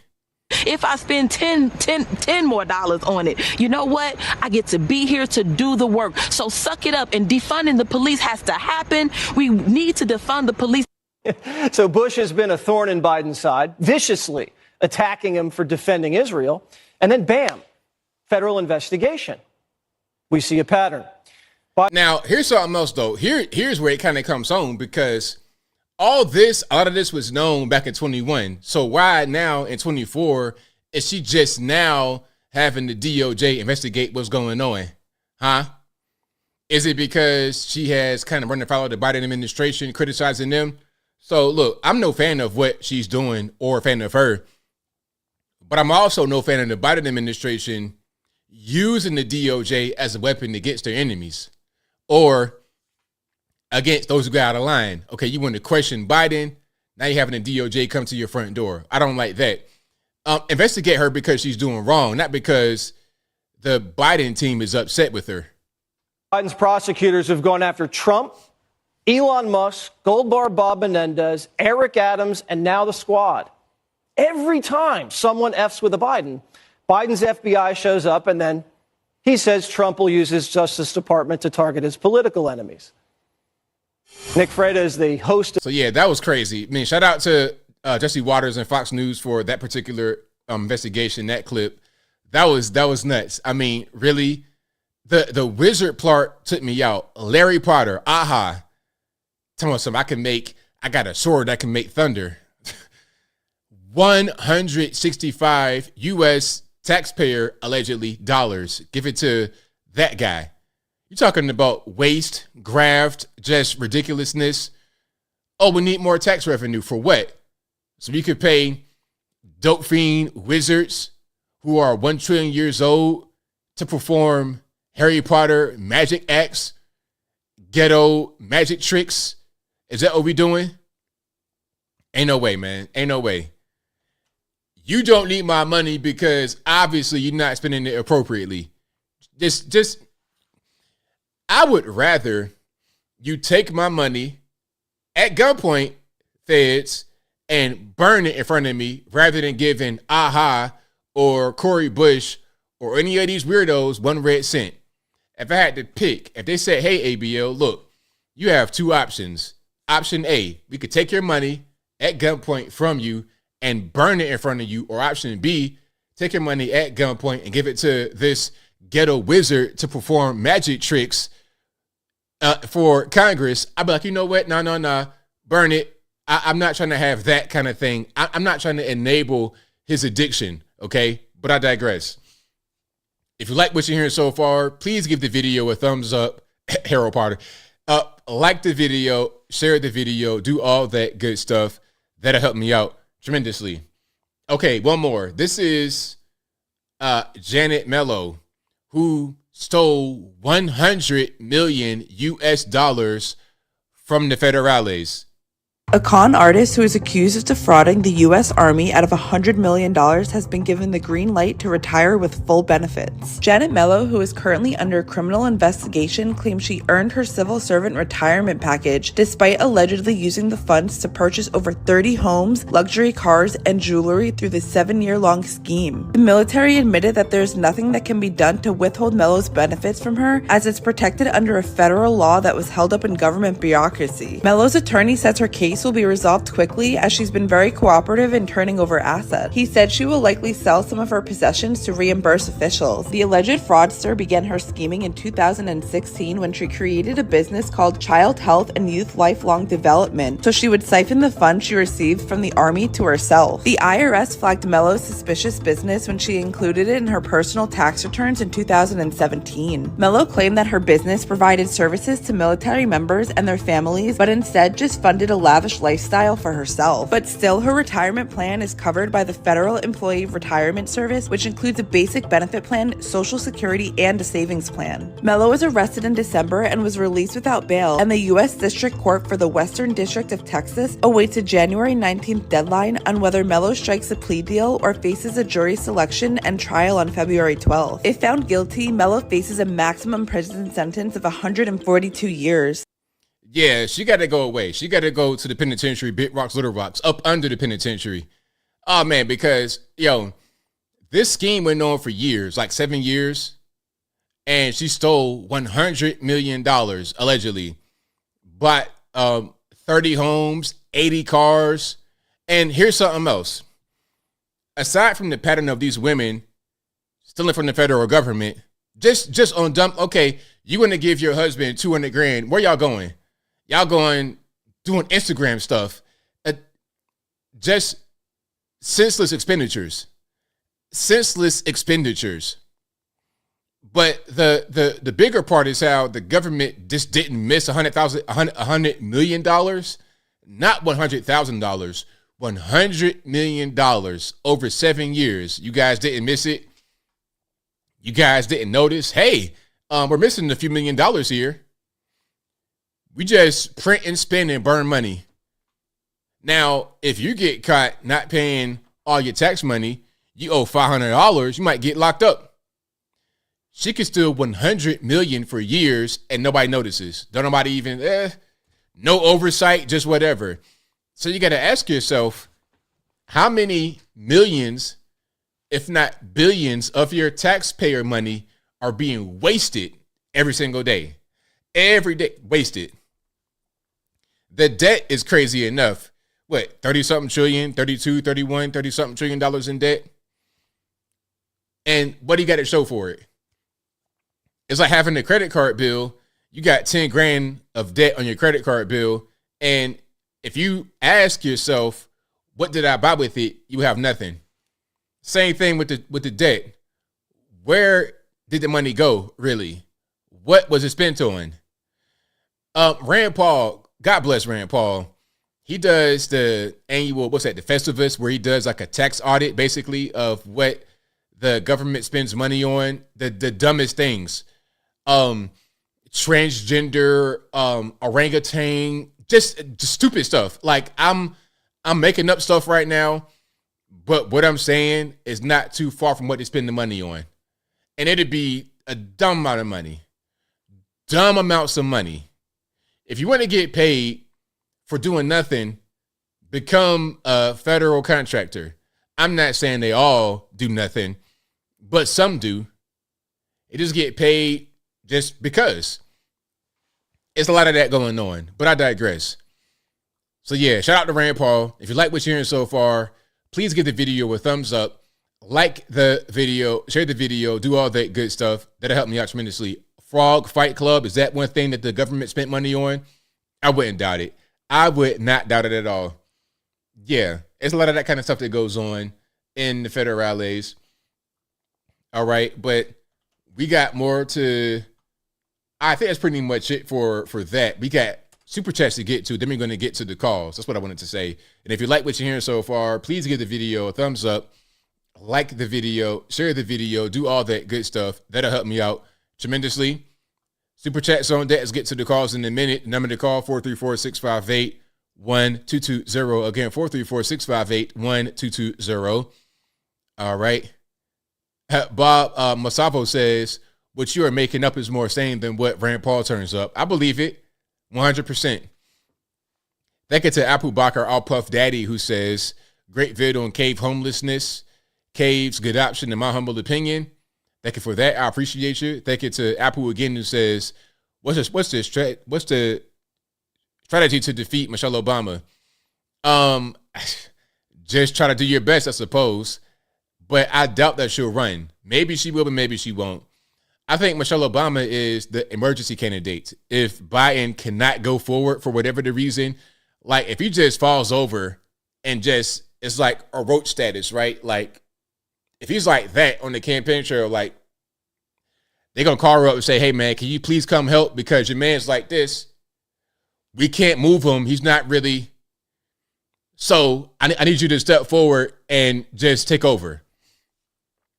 Anyway, thank you to Apple again, who says, is Taylor Swift a Democrat psyop? Nah, I think Taylor Swift, she's just like a regular person.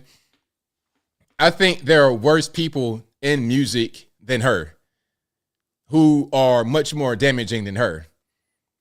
Although I'm not really a Swiftie myself. Thank you to, like, if you put a gun in my head and say, hey, name 3 Taylor Swift songs, I'm going to come up short. Oh, you know what? I'm going to say something about Taylor Swift. About Taylor Swift, there's like this big thing on Twitter with some guys in the conservative movement saying that she's a psyop and all this and that. But I had a speaking engagement some months ago in Nashville, and before the engagement, there was a talk about Taylor Swift's music and the songs and all that kind of stuff, and it was a positive conversation. This is male, female, all of that. Taylor Swift is like Michael Jackson, and I'm being so serious. But if you're not really involved in that kind of world, you wouldn't know it. Her music is like ubiquitous. It's kind of hard to really put her in a box at all. Yeah, I don't really think it's a smart thing to attack her, personally. Listen, the NFL said, or it was a study that was done that said that Taylor Swift made the NFL $330 million just from being on camera, having a presence with Travis Kelce. $330 million just for being around the NFL. Not even doing commercials, just for being in the stands and taking pictures. Like her, it's kind of hard to really put her to really understand the level of her fame. She's Michael Jackson as a white female, 1,000%. Absolutely. Now, Butthead, shout out to you. That's funny that you asked me that question. Butthead says, name 3 Taylor Swift songs. Listen, during the conversation I had before my speaking engagement, this was a conservative event, by the way. Everybody else knew about her. And I said, hey, if you put a gun in my head and say, name 3 Taylor Swift songs, I'm going to glory because I don't know. Everybody laughed, but they all knew. They all knew all the songs. They knew, they were very aware of her. All right. So yeah, shout out to the Swifties. I don't want no smoke with the Swifties at all. I'm not trying to get a bunch of hot Starbucks thrown on my forehead. I don't want it. So shout out to you guys. Also, Apu says, ABL, pet peeve about air travel, please, funny rant. Any kind of pet peeve? The main thing is when the plane lands, people that stand up for the whole time is like, sir, you're in seat 40E. Why are you standing up? You're in the center or on the window. What are you doing standing up? Like, you can wait. I promise. You're not going nowhere no time soon. Grab a Snickers. You're going to be here for a while. Okay? So just go ahead and sit down. Me, I don't care where I'm at. I could be toward the front, toward the back. I'm going to just chill. There's no reason to actually get up until you're about to actually deplane. Yeah, that's my only thing. Impatient people on the plane. But beyond that, I'm good. Okay? I like talking. I'll talk you to death. So if I got a chatty neighbor and it's a good conversation, I'll talk for the whole flight. It's been flights where I've been on there for an hour, 2 hours, 3 hours. We didn't talk the whole way, back and forth. I don't care. I don't care who it is, male, female, young, old. I will talk to anybody on the plane. So I'm not that guy that's like, oh, don't talk to me. I respect that. If you don't want to talk, I ain't going to talk. I'll be chilling with my music or watching the movie. But if you want to talk, I'll talk you to death. So, yeah, my only thing is when you're impatient and don't want to sit down as we deplane. All right. Shout out to Michael Critchlow, who says, what are your thoughts on Elon Musk planting the first Neuralink chip in someone's brain, effectively creating the first cyborg? I don't really know too much about that. I want to see the results of that. I want to see what happens and what goes on. All right. Are we on the same plane, Bob? When do we fly on the same plane? Shout out to Lothair, who says, Off of seeing that video of the teacher, I'm taking my kids to homeschool 5 kids, and that's coming from me and you, no more on the spectrum. Thank you to Exotic for becoming an ABL supporter. Thank you to Matthew Richardson, who says, the Ghostbusters have to keep Rachel Maddow and Corinne Jean-Pierre separated like the Keymaster and Gatekeeper. They both turn into dogs and go on TV. That's hilarious. That's funny. Shout out to you. Shout out to Big Rocks Little Rocks, who says, a couple streams I saw a fraud steal my name. You, sir, the imposter, better fix that, or I'll make sure to turn Big Rocks into Little Big Rocks. Oh, no. He was like, fix that, or I'll be sure to turn Big Rocks into Little Rocks. There you go, 100.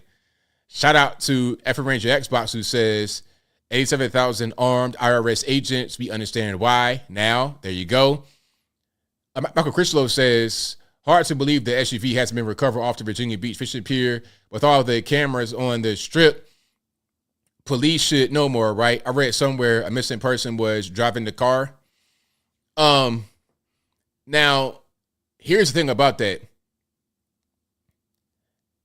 Is he dead? Is the guy in the car dead or what?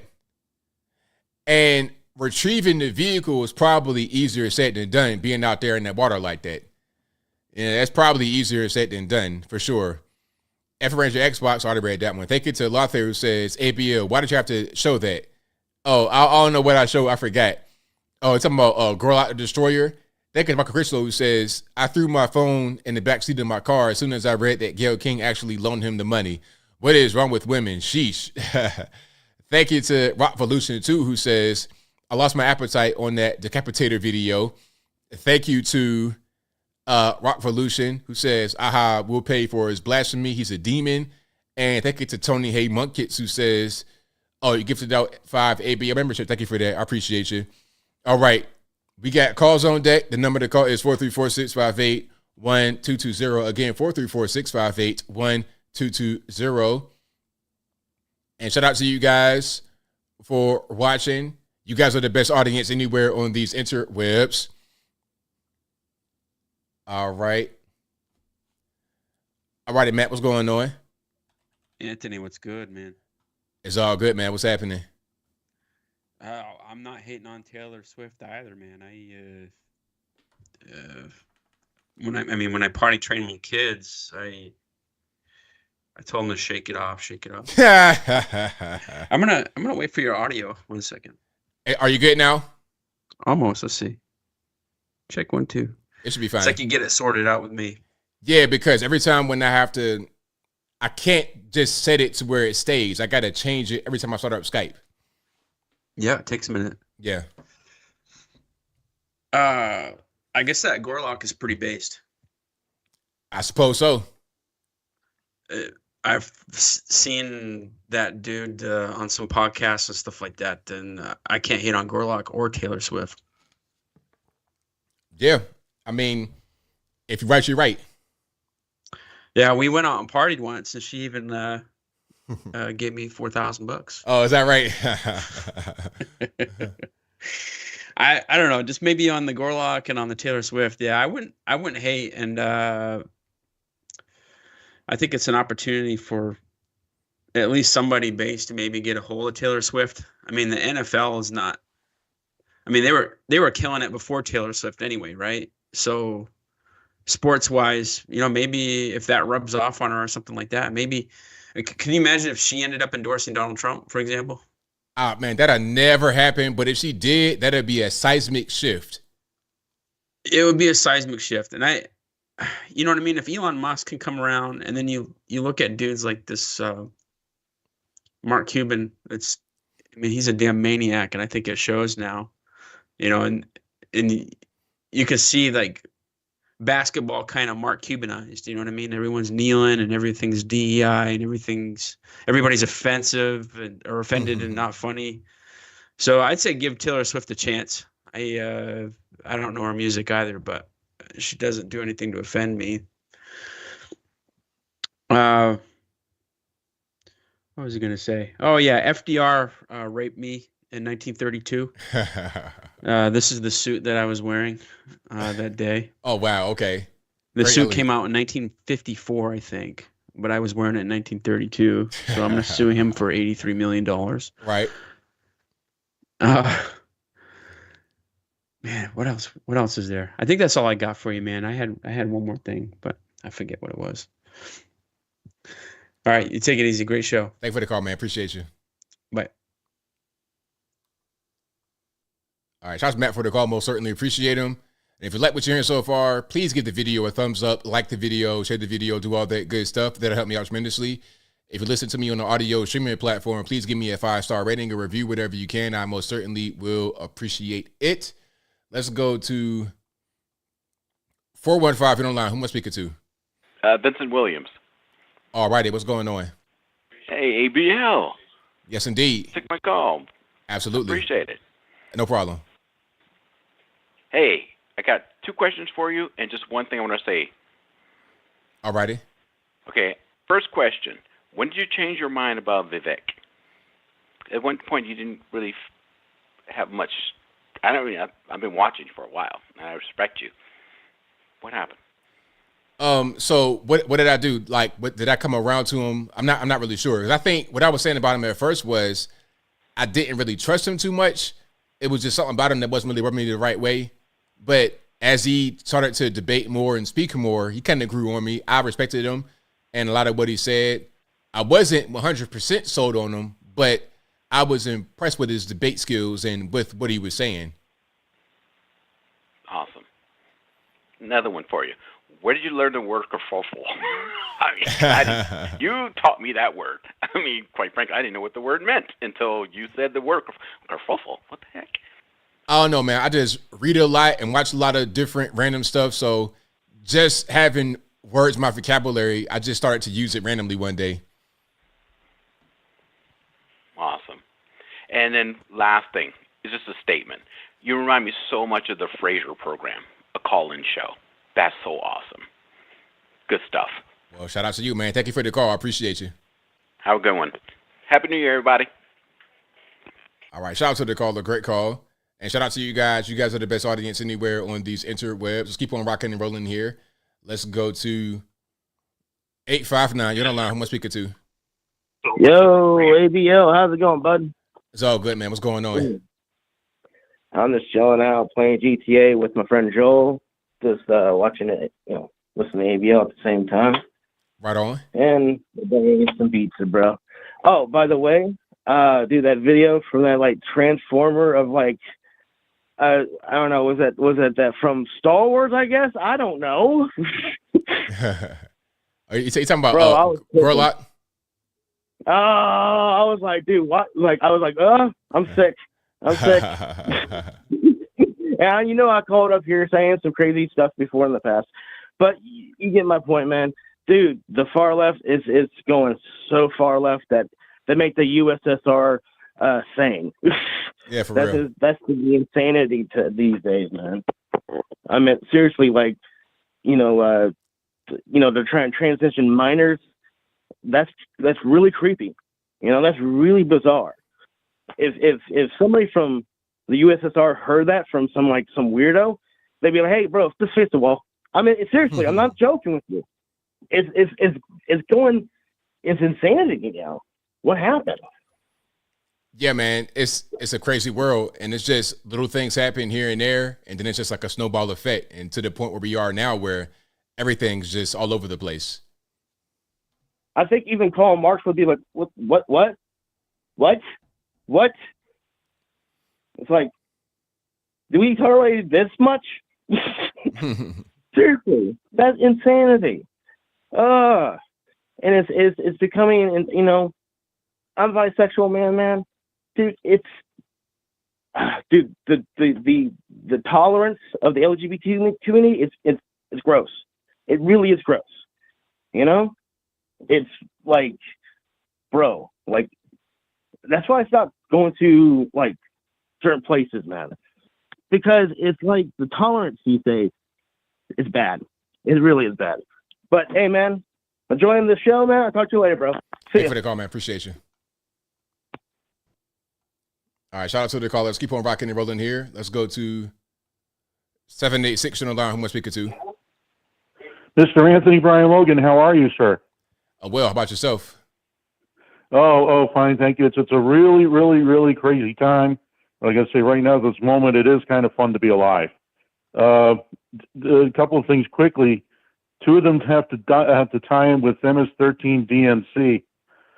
First of all, they had this headline about, I think they found an event that was worse than January 6th. Al Sharpton, according to the headline, Al Sharpton was humiliated because Tim Scott said to Trump, he said, "I love you." It was during the victory speech after the New Hampshire primary. And of course, Tim Scott got a lot of blowback about it, you know. Yeah, that was really weird. I didn't understand the problem. It was just people wanted to find something to attack people over. I didn't really see the problem with what was said. It was strange. Yeah. No, of course, yeah, but well, they did. But at any rate, I think something made up for it because Ms. E. Carroll, who apparently is now awarded $83 million in that Trump lawsuit, is going to take Rachel Maddow out on a shopping spree. I don't know if you heard about that. Yeah, I played that clip earlier. Okay, okay, my part. And to show you what a wonderfully, hilariously crazy time it is, what do you think about Ben Shapiro being the #1 rapper in America? It's cool, but you know the thing about Ben Shapiro, he has come out before and said he does not like rap, he hates rap. So what I want him to do now is to say, you know what? Now that I'm the best rapper in the world, I'm gonna embrace it. Like let's do that. We can't just leave that out there in the past. Let's come all the way full circle and say, hey, you know what? I'm a rapper now and I love it. Mm-hmm. Yeah. Well, I know the crazy thing about it is, unfortunately, Nicki Minaj got Tim Scotted because I guess you know about her tweet. Yeah, I saw that. She gave Shapiro some credit over the song. Yeah. Well, she said, I read the tweet. It said, not bad. So congratulations on Bennett being #1.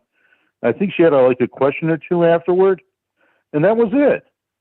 Yeah, that was all. But, you know, that's enough because people, it doesn't really matter. You can't really say too much of anything that's going to be not seen as offensive if you give anybody any credit on the other side.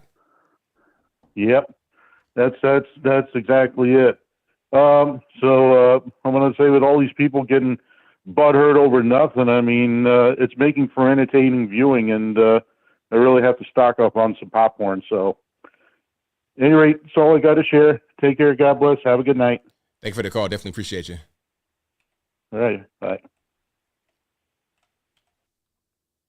All right. Shout out to the caller and shout out to you guys watching. You guys are the best audience anywhere on these interwebs. Scott caller, who am I speaking to? Oh, hey Anthony, it's Danny. How's it going, mate? It's going well, man. How about yourself? Yeah, amazing, mate. Thanks for taking my call. Really appreciate it. Right on, man. Yeah, man. So what's the first rule of Frog Fight Club then? Don't talk about Frog Fight Club. Yeah, that's it. And the second rule is don't ask how much federal funding it gets. That's right. Yeah, so that the name of that bloke, that Gorlock, is it?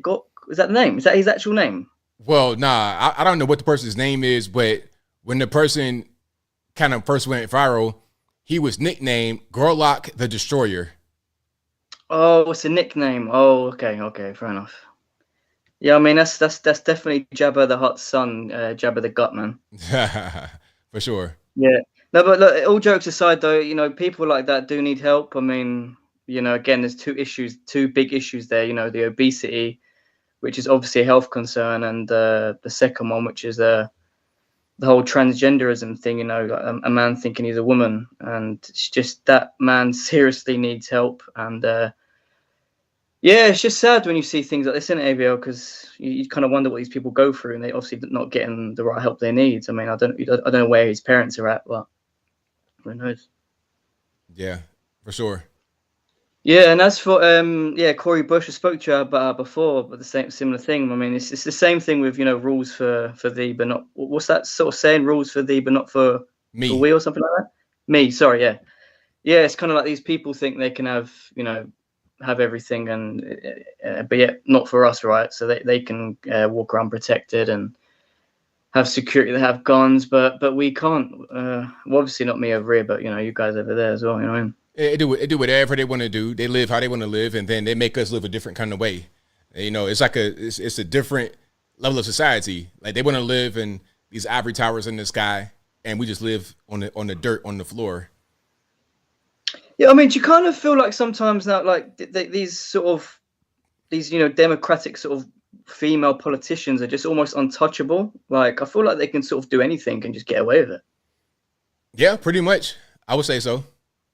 Yeah, I mean, and as for Joy Reid as well. I mean, she has to be a Trump fan. I don't know how you can rock a wig like that and not be a Trump fan. You gotta be, because it's like the same hairstyle.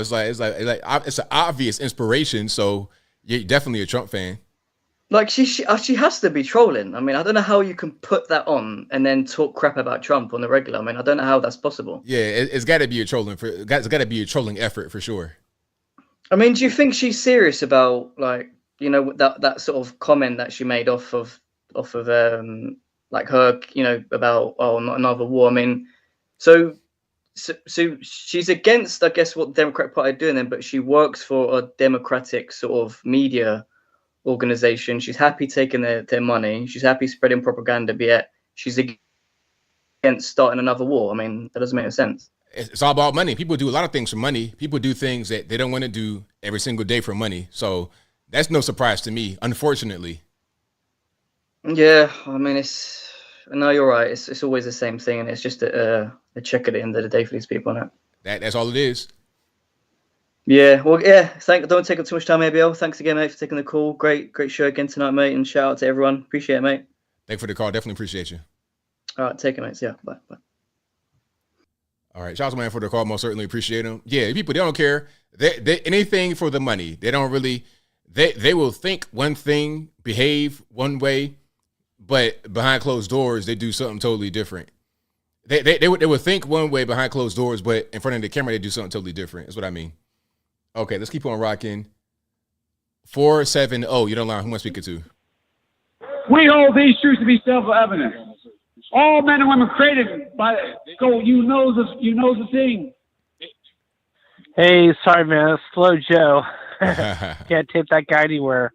It's Greg from Wild and Wacky Atlanta, where anything can happen anytime. How are you doing, sir? I'm doing well, man. How about yourself? Well, I have gotten shot, stabbed, raped, molested, or murdered today, so it's been a good day. Well, hey, that's always a great day. Yeah, Fonnie Willis, oh my God. That case is falling apart like crazy. Yeah, it's a mess. Yeah, she's been taken off. I think this is she's only helping Trump, and she's too stupid to realize it. Taking all these extravagant trips to Australia and Napa Valley and Miami. Yeah, man. She's helping Trump. She's gone. Yeah, I mean, this whole thing is really it's really a mess. I want to see it all play out. I want to see her trial, if you go to a criminal stage, to be on camera on TV the same way that any other trial is. Oh yeah, yeah, and she's investigating Trump, as being corrupt, and she's corrupt herself. Typical Democrat. As far as that guy that drove on that pier, that's a Atlanta driver. I know for sure. I guarantee you. Yeah. Same guy that hit that guy that the Biden's motorcade. That was an Atlanta driver too. Guarantee you. Go if you go around, when you go to Atlanta, look, all the people that have been sideswiped. All their bumpers, front bumpers, and back bumpers are missing. They're Atlanta drivers for sure. I saw a video of a guy doing the Grady curve. Are you familiar with that? No, what did you say? The Grady curve? Grady curve. It's like some area. I think it's on 285 where you got to go all the way over. Either it's 285 or 85. You got to go all the way over. It was a mess, and I see that quite a bit. People will go from one side of the interstate, cross like 6-7 lanes, to go all the way to the other in a very short period of time. That's Atlanta, in my experience.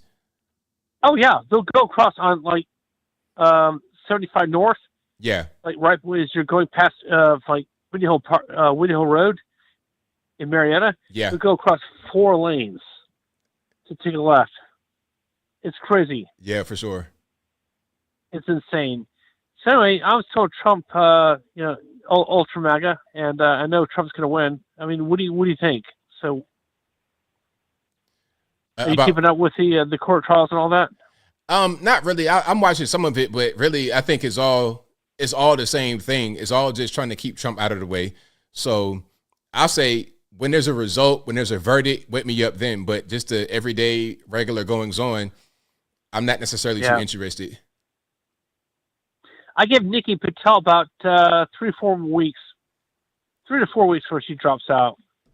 Yeah, I mean that's kind of gracious. I think that she could drop out any day now. Oh, you think sooner than that? Wow. Oh yeah, because I mean, New Hampshire was a bust. I don't really see anything else. Yeah, I hate how she's playing the race card the past 10, 12 days. Saying, "Oh, I have brown skin. I'm persecuted, and this and that." I didn't think she was Indian when I first found out. I thought she was like white. Yeah. I thought she might have been like Italian descent.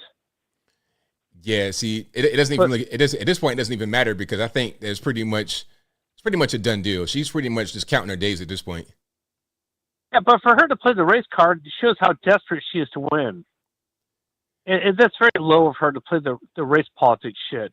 Oh, sorry, I didn't mean to curse, but race politics stuff, that's really low.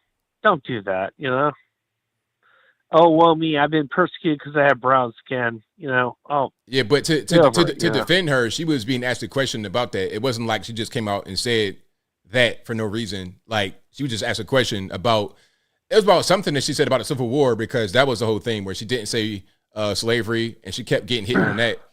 So she was just answering a question when that whole race thing came out. Yeah, but that's the other thing I'm going to talk to you about, the Civil War.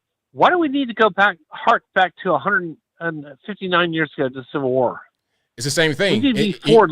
And you know what? It's the same thing because, again, somebody's asking her a question. She's on the campaign trail and then taking questions from the audience. And then some guy says, hey, Civil War, what's your take on it? Random, dumb question. Now she's got an answer. And then the answer goes viral. Now that's the conversation. Right. But the whole Civil War thing has been going back to 2016 when Trump was running for election. Yeah, because we need to get over that. We need to, remember the past, but we don't need to live in the past. We need to keep moving forward. Yeah, but see, the thing about what's going ahead. The thing is, you got to tell that to the people that's in the crowd, people asking the questions, because if not for the people that are attending the rallies and whatnot asking these questions, they wouldn't be brought up, because she didn't bring it up. It's these random people that just want to start stuff, just want to get you a gotcha question to go viral, which is exactly what happened. Right, but the left has been bringing up the slavery thing since 2016, especially since 2016, and they won't let go of it because they want to make politics all about race. And that's my point. We need to let go of that. Remember the past. Move on. We don't need to keep bringing up slavery. And slavery is not relevant today, as far as politics is things in society are concerned. We need to just keep going forward and progressing. Of course. Unlike the left, Right on. So anyway, that's my point. So I just want to say I'm still a Trump ultra MAGA, Trump 2024. Right on, man. Thank you for your call. Definitely appreciate you. Hey, thank you very much. You be well. Take care. Be safe when you come down here to Atlanta, all right? Oh, will do. Absolutely. Watch out for those crazy drivers. Take care. Bye. Thank you for the call. See you. Bye. All right, shout out, man, for the call. Most certainly appreciate them. And shout out to you guys for being here. You guys are the best audience anywhere on these interwebs. If you like what you're hearing so far, please give the video a thumbs up, like the video, share the video, do all that good stuff. That'll help me out tremendously. All righty. But yeah, that whole thing with Nikki Haley needs to go ahead and just fall back, because there's no path forward for victory. I mean, she could just keep getting airtime, but beyond that, there's nothing she can actually do. 215, you're on the line. Who am I speaking to? Oh, wow. You picked up the phone pretty quickly, ABL. Yeah, great. Wow. Yeah, great timing. Yeah, perfect timing. I just hit the call button, and it had like 3 rings, and you just picked up. But anyway, ABL, I wanted to talk to you about like when Ben Shapiro's little rap song and people are getting on Nicki Minaj about making her little comment congratulating Ben Shapiro. People really don't understand Nicki Minaj like that. It's like she's She said it for years. She's all about business. She's willing to work with anybody. At the end of the day, she's all about the music. She doesn't care about politics or skin color, race, none of that stuff. She never did. She's all about the music. Yeah, I mean, that's one thing about Nicki Minaj. Go ahead. Am I hearing a noise in the background? Do you have a chirp going on? Yeah, you got a chirp. My fault. Wow, my man. Yeah, I need you to fix that, man. Wait, what happened? What's going on? The chirp in the background. Do you hear that? Oh, yeah. Hold on. Let me go out. Okay. Yeah, now I know what you're talking about. Yeah, get you as soon as you can, man. Get you a 9-volt battery. Yeah. Replace that battery. Fix smoke detector, Doc. Yeah, sorry. I didn't realize it was that noticeable. Yeah, it's that much better. Yeah, absolutely. But yeah, Nicki Minaj also understands that music is a lot of politics that goes on too. It's the same thing with anything. It's just like what I was talking about with Joy Reid. Now, Joy Reid knows that going to war is ridiculous. Nobody wants to do that. But she's not really going to say that on air because that's going to conflict with her position politically. Same thing with Nicki Minaj. She may like the song, but saying that she likes the song is a conflict politically with the music thing. So I think on one hand, she understands that she can't really say that. But on the other hand, she may want to go that direction with what she has going on with herself. Oh, yeah. It makes sense. And the fact that song tops the Billboard chart and of course, you're not going to hear about it on TV at all. Definitely not on the news unless they got a narrative to push. But yeah, see, Nicki, she's pretty much all business with it. She's always been about the music. That's one thing I've noticed about her over the years. One thing, she's just, look, I'm all business. I'm willing to work with anybody. I mean, you probably don't know who Tekashi 6ix9ine is, but she was willing to work with him. And due to his bad reputation, people got on her about that. Why are you working with this known snitch and all that stuff? She said, look, I'm about the music. It is what it is. Yeah, people don't really care about that kind of stuff, like being the snitch and all of that. That's like some fake internet gangster stuff. But in the reality, people don't care. Like and the reality is that a lot of the guys that's in the street doing the crime will be the ones that snitch. So nobody actually cares. Okay, can you make good music? Can it be a good song? Can we get money? What's most important here? Yeah, basically, you said it just right.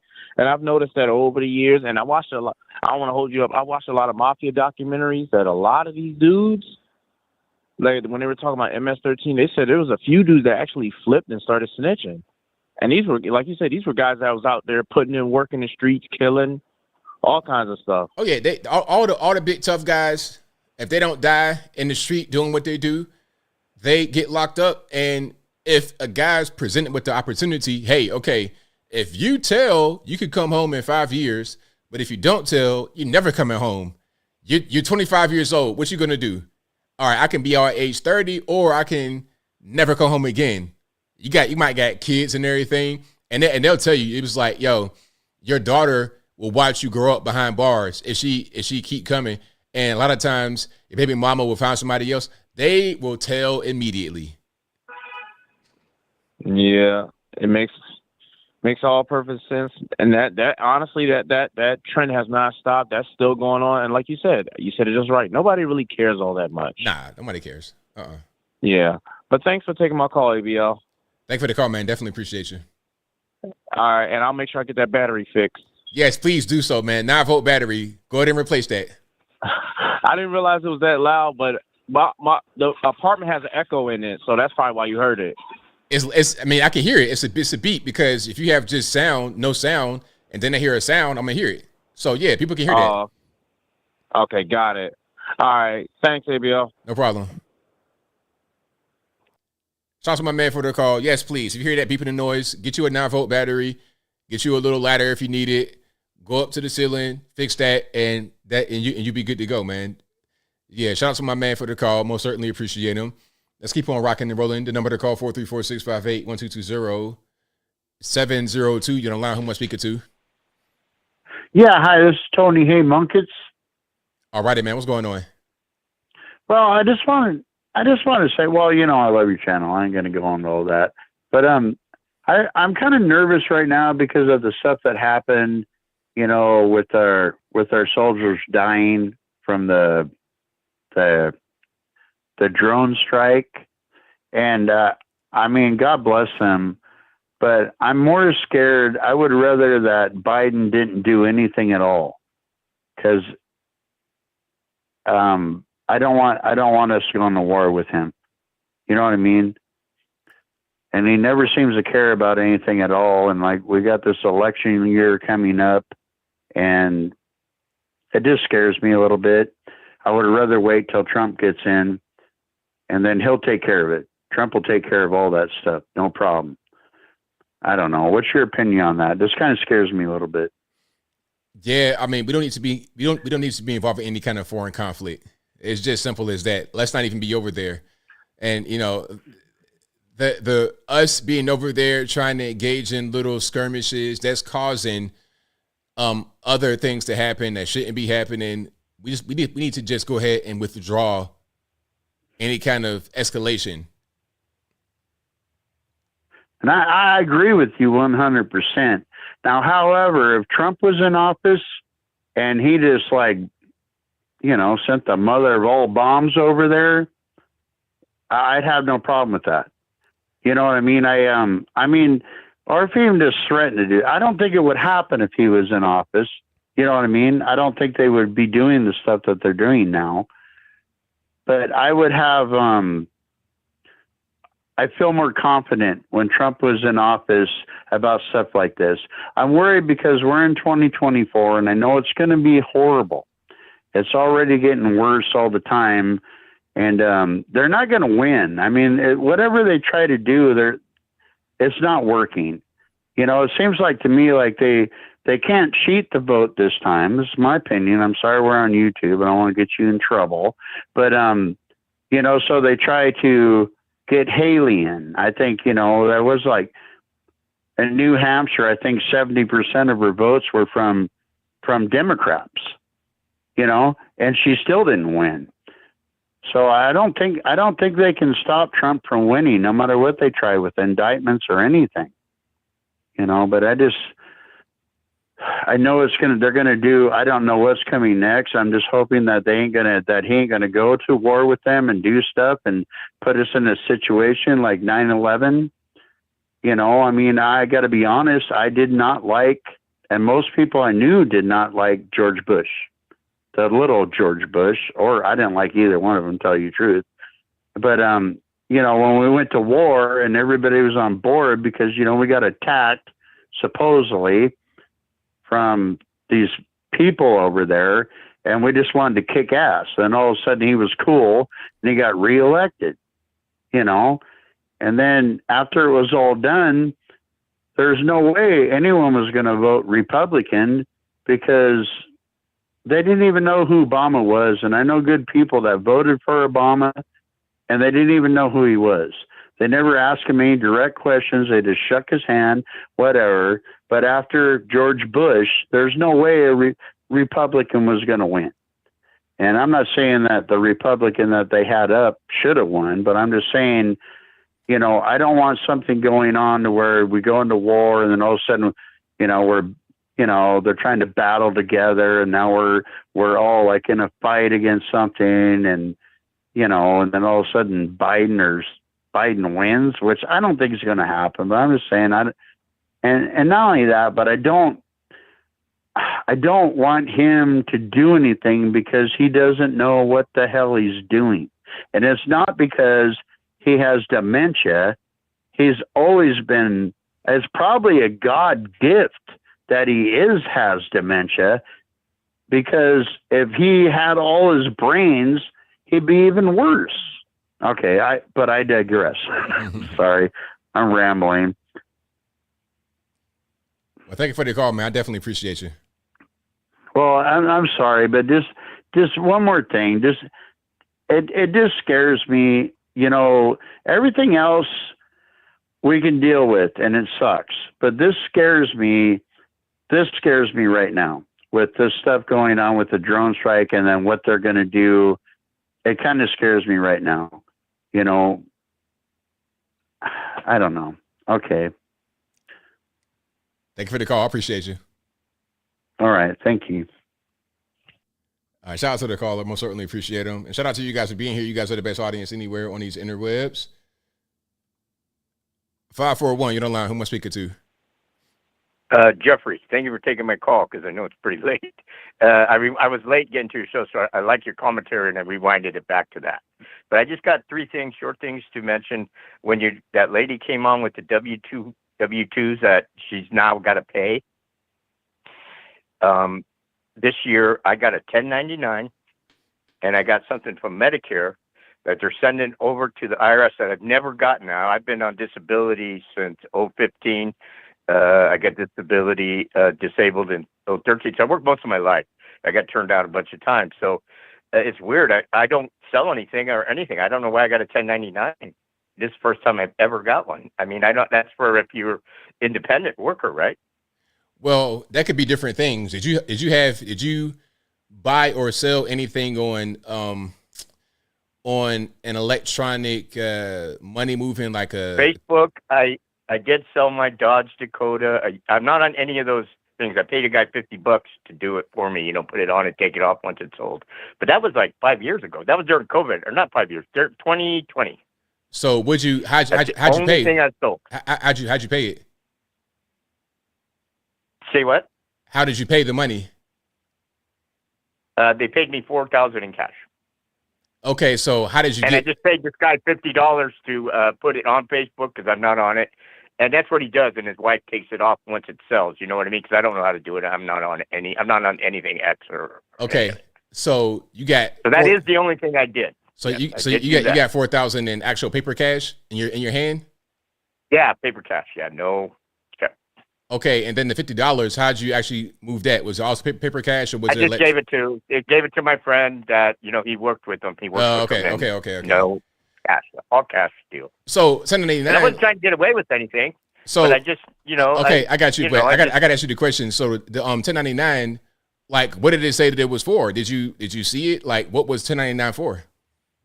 Well, it says that I may owe taxes, and they're going to send it to. I've never got one before ever to the IRS. Then I got from Medicare because I'm on Medicare that they're going to send. I might owe for Medicare. I don't know why I'm a vet too, so I got 10%, so I get free medical there and drugs, right? But that's never been an issue ever, right? I mean, I've been doing this. I got like in 2013, I got my 10%. Which ain't much from the VA, but I do get to go to the doctors, right? And get my meds through them. So I don't understand. I mean, they're sending that to the IRS. So, but I'm not concerned because really the only thing is I did do the $4,000. That was all. I didn't know, that. I mean, I did know, I guess, that you might owe, but that's okay. I'll pay. But I'd never got this before, and I've been since 2015. I got turned down 3 times for my disability, and I finally got it in 2015, and I've never received any of this stuff, and I am not online. You know what I mean? On Facebook, Twitter, all of them, Instagram. I've never been on them. You know what I mean? Except for the one time I paid the guy the cash to do it. My friend, that's how he sold the stuff, because before it was that other thing that used to be good. I can't remember it now. Well, look, check it out. Here's the thing. If you sold the vehicle online, Facebook may have to report the listing. And if you got paid in cash, hold on, let me finish. If the other guy paid in cash, he may have reported it. So if he reported it, then that means that you may be liable. They may have done an investigation. See, this is what I'm talking about. The government, they have ways to know kind of what you're doing, even if you think that they don't know. So that could be. I'm not saying it is the reason. That, right? I'm not saying it is the reason why you got 1099, but they could be. They could have done a little audit. Okay, even do that. Yeah, they can go as far back as they want, right? They can do a lot of things. Told me when the Biden administration was going to they hired the 87,000 whatever IRS agents, but then they were going for what you're just telling me I did, right? They want every penny. Every penny, yeah, because we got to go to Ukraine. We got to give them their money. We got to give Zelensky his checks every couple months, and he needs billions. So we need your $4,000 transaction. Too, right? we need the tax money from the transaction. We need your $100, $200, whatever it is. We need it to pay him. Oh yeah, and like you said, we're at 30 trillion, 31 trillion. They're never going to pay that off. That's all a lie. You know, I remember Googling when Reagan won. That was billion. I paid 11 billion, 12 billion. I forget what it was. It was a lot of billions, and we thought that was a lot back in the 80s, right? Right. So now I turned from a young man to an old man, and I just never got any of this before. And I was watching and listening to you and watching, you know, Fox, because I don't watch any of the other ones, and Fox is not that great, but at least they tell some good stuff. And it used to be better, but so I have been listening that they are going after anything they can get. That's correct. And you don't want to mess with the IRS, because I did one time when I was married. I didn't listen to their letters, and I owed money. Oh. That was during the second Bush administration, and next thing I know, they sent me a thing that, you know, ruined my whole life, right? So they got my attention. But they're nice in the state. They'll let you at least make payments. Right, absolutely. Most of the time. Now the state, they want all their money right now, or, you know, whatever. Right on. At least you're up in Oregon. Right on, man. Okay, thank you for taking my call. I forget what the other thing was, but the good show, and I really like your commentary. So I thank you for taking my call, because I know you usually end with the Chicago retired police guy, and I like him. He's cool. Thank you for the call, man. Appreciate you. Lately, yeah. But anyway, all right. Thank you very much for understanding. It's just weird to me, you know. No doubt. Thank you for the call. Anymore. Okay. All right. Shout out to my man for the call. Most certainly appreciate him. Let's go. 773 on the line. Who am I speaking to? ABL, it's your retired Chicago police officer friend. Thanks for taking my call. ABL, you had a few videos this week with the police thing. I thought I'd maybe put my 2 cents in on that. First of all, the military woman that was stealing $100 million, but she still is going to get her pension. That's not unusual, ABL, because she hasn't been convicted yet. So what they do is, we are going to live up to our obligation as an entity, whether you're the government or a business. We're going to live up to our part of the bargain. You're retiring or resigning or whatever, and you get a pension, we're going to give you your pension. Then you're going to go on trial for this $100 million. And if you're found guilty, not only does your pension stop, we want all that money back with interest. That's what they do, ABL. That's the way they do it, because I don't want to give you any opening to sue me. So let's say she doesn't get convicted of this. There's some circumstance we don't know, or she just out and outright, you know, gets let off. Now she's got a lawsuit for 3 times the amount of money she was owed. She was, you know, her rightful money was held back from her. So they don't want to do that. That's how they do it, ABL. And then the other police thing with the police ring camera. You know, technology has helped us out a lot. You know, there's been a lot of murders, you know, because I used to work midnights, businesses weren't open. But you would see a camera on the wall where there's a dead guy laying on the street. You're wondering, is that camera faced the right way? Does it even work? Maybe it got caught on camera. How good is the camera?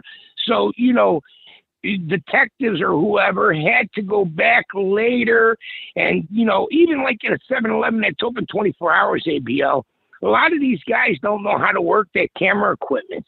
Then there are coppers that kind of know how to work it, but you don't want to take the risk of working somebody's camera equipment in a 7-Eleven or someplace else, and you just erased it. Or you know, once you viewed it, now it's gone, and it's recording what's happening right now. So, you know, they have to have a technology guy go. They usually have a CT copper that knows all that computer stuff. He goes and he retrieves that stuff, because that's evidence. That's a chain of evidence where, you know, you're watching the crime unfolding right on camera, and you don't want to mess that up. And we've used a ring camera many times where you see the guy stealing packages off a porch. He might have did that to a dozen different houses. So we'd like to see that. But I understand the rights of privacy and all that. And I really never knew exactly. I thought the owner of the place would give you the ring camera footage, and didn't realize that there was a website that the police could go to, and all that stuff was there, and you could just download it. So that's that. And then the last thing, ABL, is this ride along in New York City, where they want the coppers to do all this extra paperwork. That has already occurred in Chicago, ABL. we used to have a thing. It was a contact card. It was the size of a index card.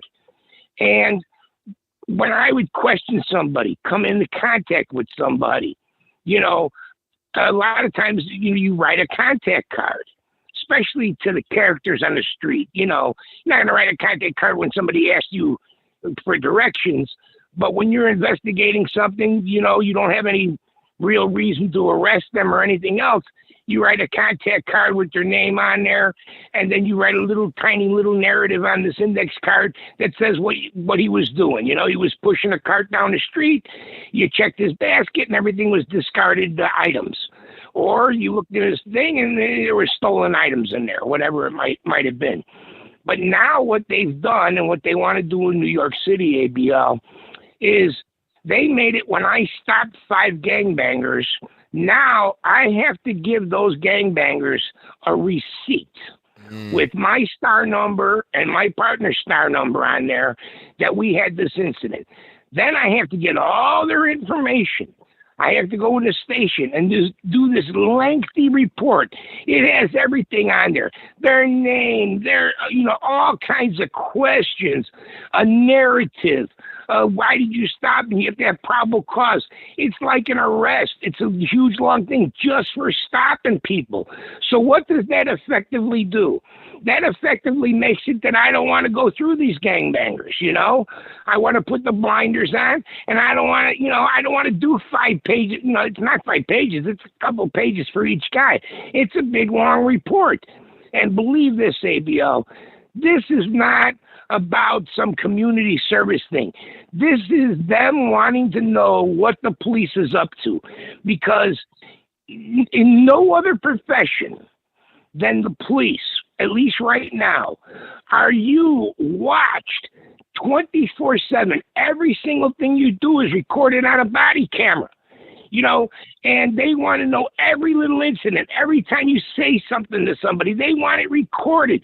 That's not for the benefit of the citizens. That is the jam up policemen. That they stop somebody, they didn't have a right to stop their movement. Well, here's the thing. It's 2 o'clock in the morning and somebody was just killed down the street or somebody was robbed down the street.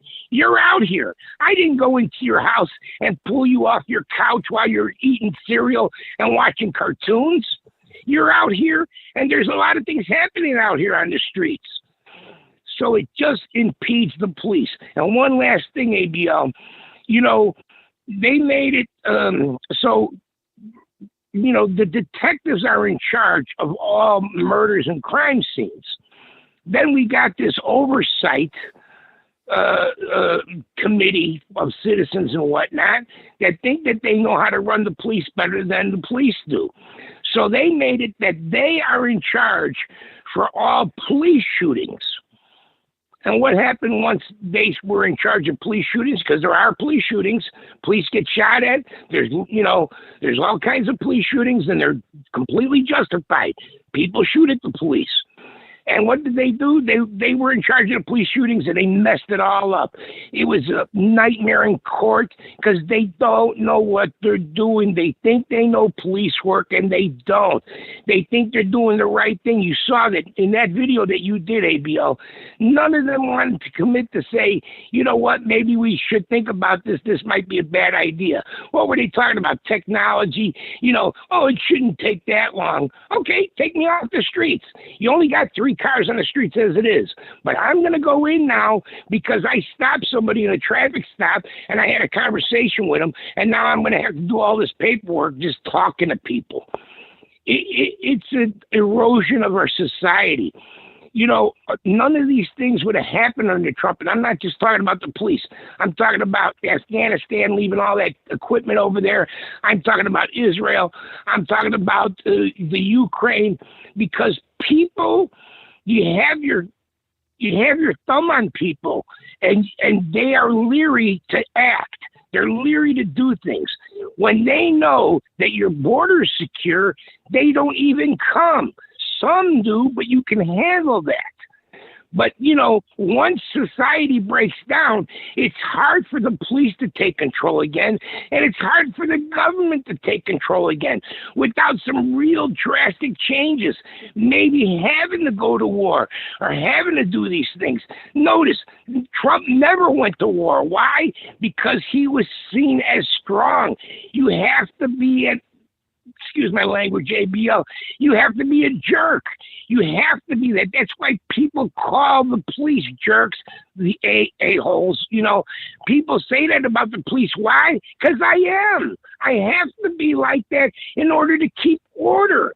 I want to be nice to the right people, but to other people, I have to be strong and I have to do things that you don't like. And that's the same with the government, same with Trump, and same with the president. If you do and try to be popular, look where it's gotten us. It's a destabilizer in law enforcement and in government. It destabilizes it. It doesn't make it stronger. Anyway, ABL, that's my 2 cents. And I'll talk to you later and everybody else later. And thanks for listening to my opinion. I appreciate it. Thank you for the call. Definitely appreciate you. Thank you. All right. Great way to end the show. I feel like I just sat down. I just sat down and it's already past 11. So shout out to you guys for being here. You guys are the best audience anywhere on these internets. If you like what you heard tonight, please give the video a thumbs up, like the video, share the video, do all that good stuff. That'll help me out tremendously. I'll be back live again, same bat time, same bat place, 8 p.m. Eastern time to right around right now, 11 p.m. Eastern Standard Time. Shout out to you guys in the chat for watching, retweeting, super chatting, whatever you're doing. I could not do this show without you. Shout out to the mods for keeping the trolls in check. I really appreciate y'all. And this is a podcast you're listening to right now. It'll be available on your favorite audio streaming platforms, whether they be Google Play, Apple iTunes, etc. Link for that will be in the description. If you just want to go to your favorite audio streaming platform and search ABL Live, I should pop right on up. I think I have some super chats to check out right quick. Then I wrap it on up, put the bow clean on top. Shout out to you guys again for being here. You guys are the best audience anywhere on these interwebs. Shout out to Boomhauer, who says, I know people who went to school with Taylor. She stood up in class one day and yelled, I am better than this place. I'm going to be famous one day, you watch. Well, some might want to call it arrogant, but was she lying? Was she lying? I don't really think so. Shout out to you, Boomhauer. I appreciate it, man. Shout out to Bob K. MIT, who says, we left from Gate 23 in Orof to ATL. I was the guy gate agents gave me a hug before getting on the plane. 2016, I think we were hanging along the wall at Gate 23. I mean, I probably, but 2016 probably was later than that. Probably was like 17 or 18. Because 2016, I probably wasn't really traveling like that at that time. They got a Rock Revolution too, who says, conspiracy time. I don't know about the NFL. I don't know how, but the NFL will be rigged in Chiefs' favor. Taylor and Pfizer board will get their dollar share and campaign for the Democrats. Thank you to Michael Lang for becoming an ABL supporter. I appreciate you, boss. And thank you to Per Pill for the laughing emoji and a thumbs up emoji. I appreciate you for that as well. Well, that'll be a wrap for me. You guys are fantastic, best audience on these interwebs. But until next time, y'all be safe. I'm out and peace.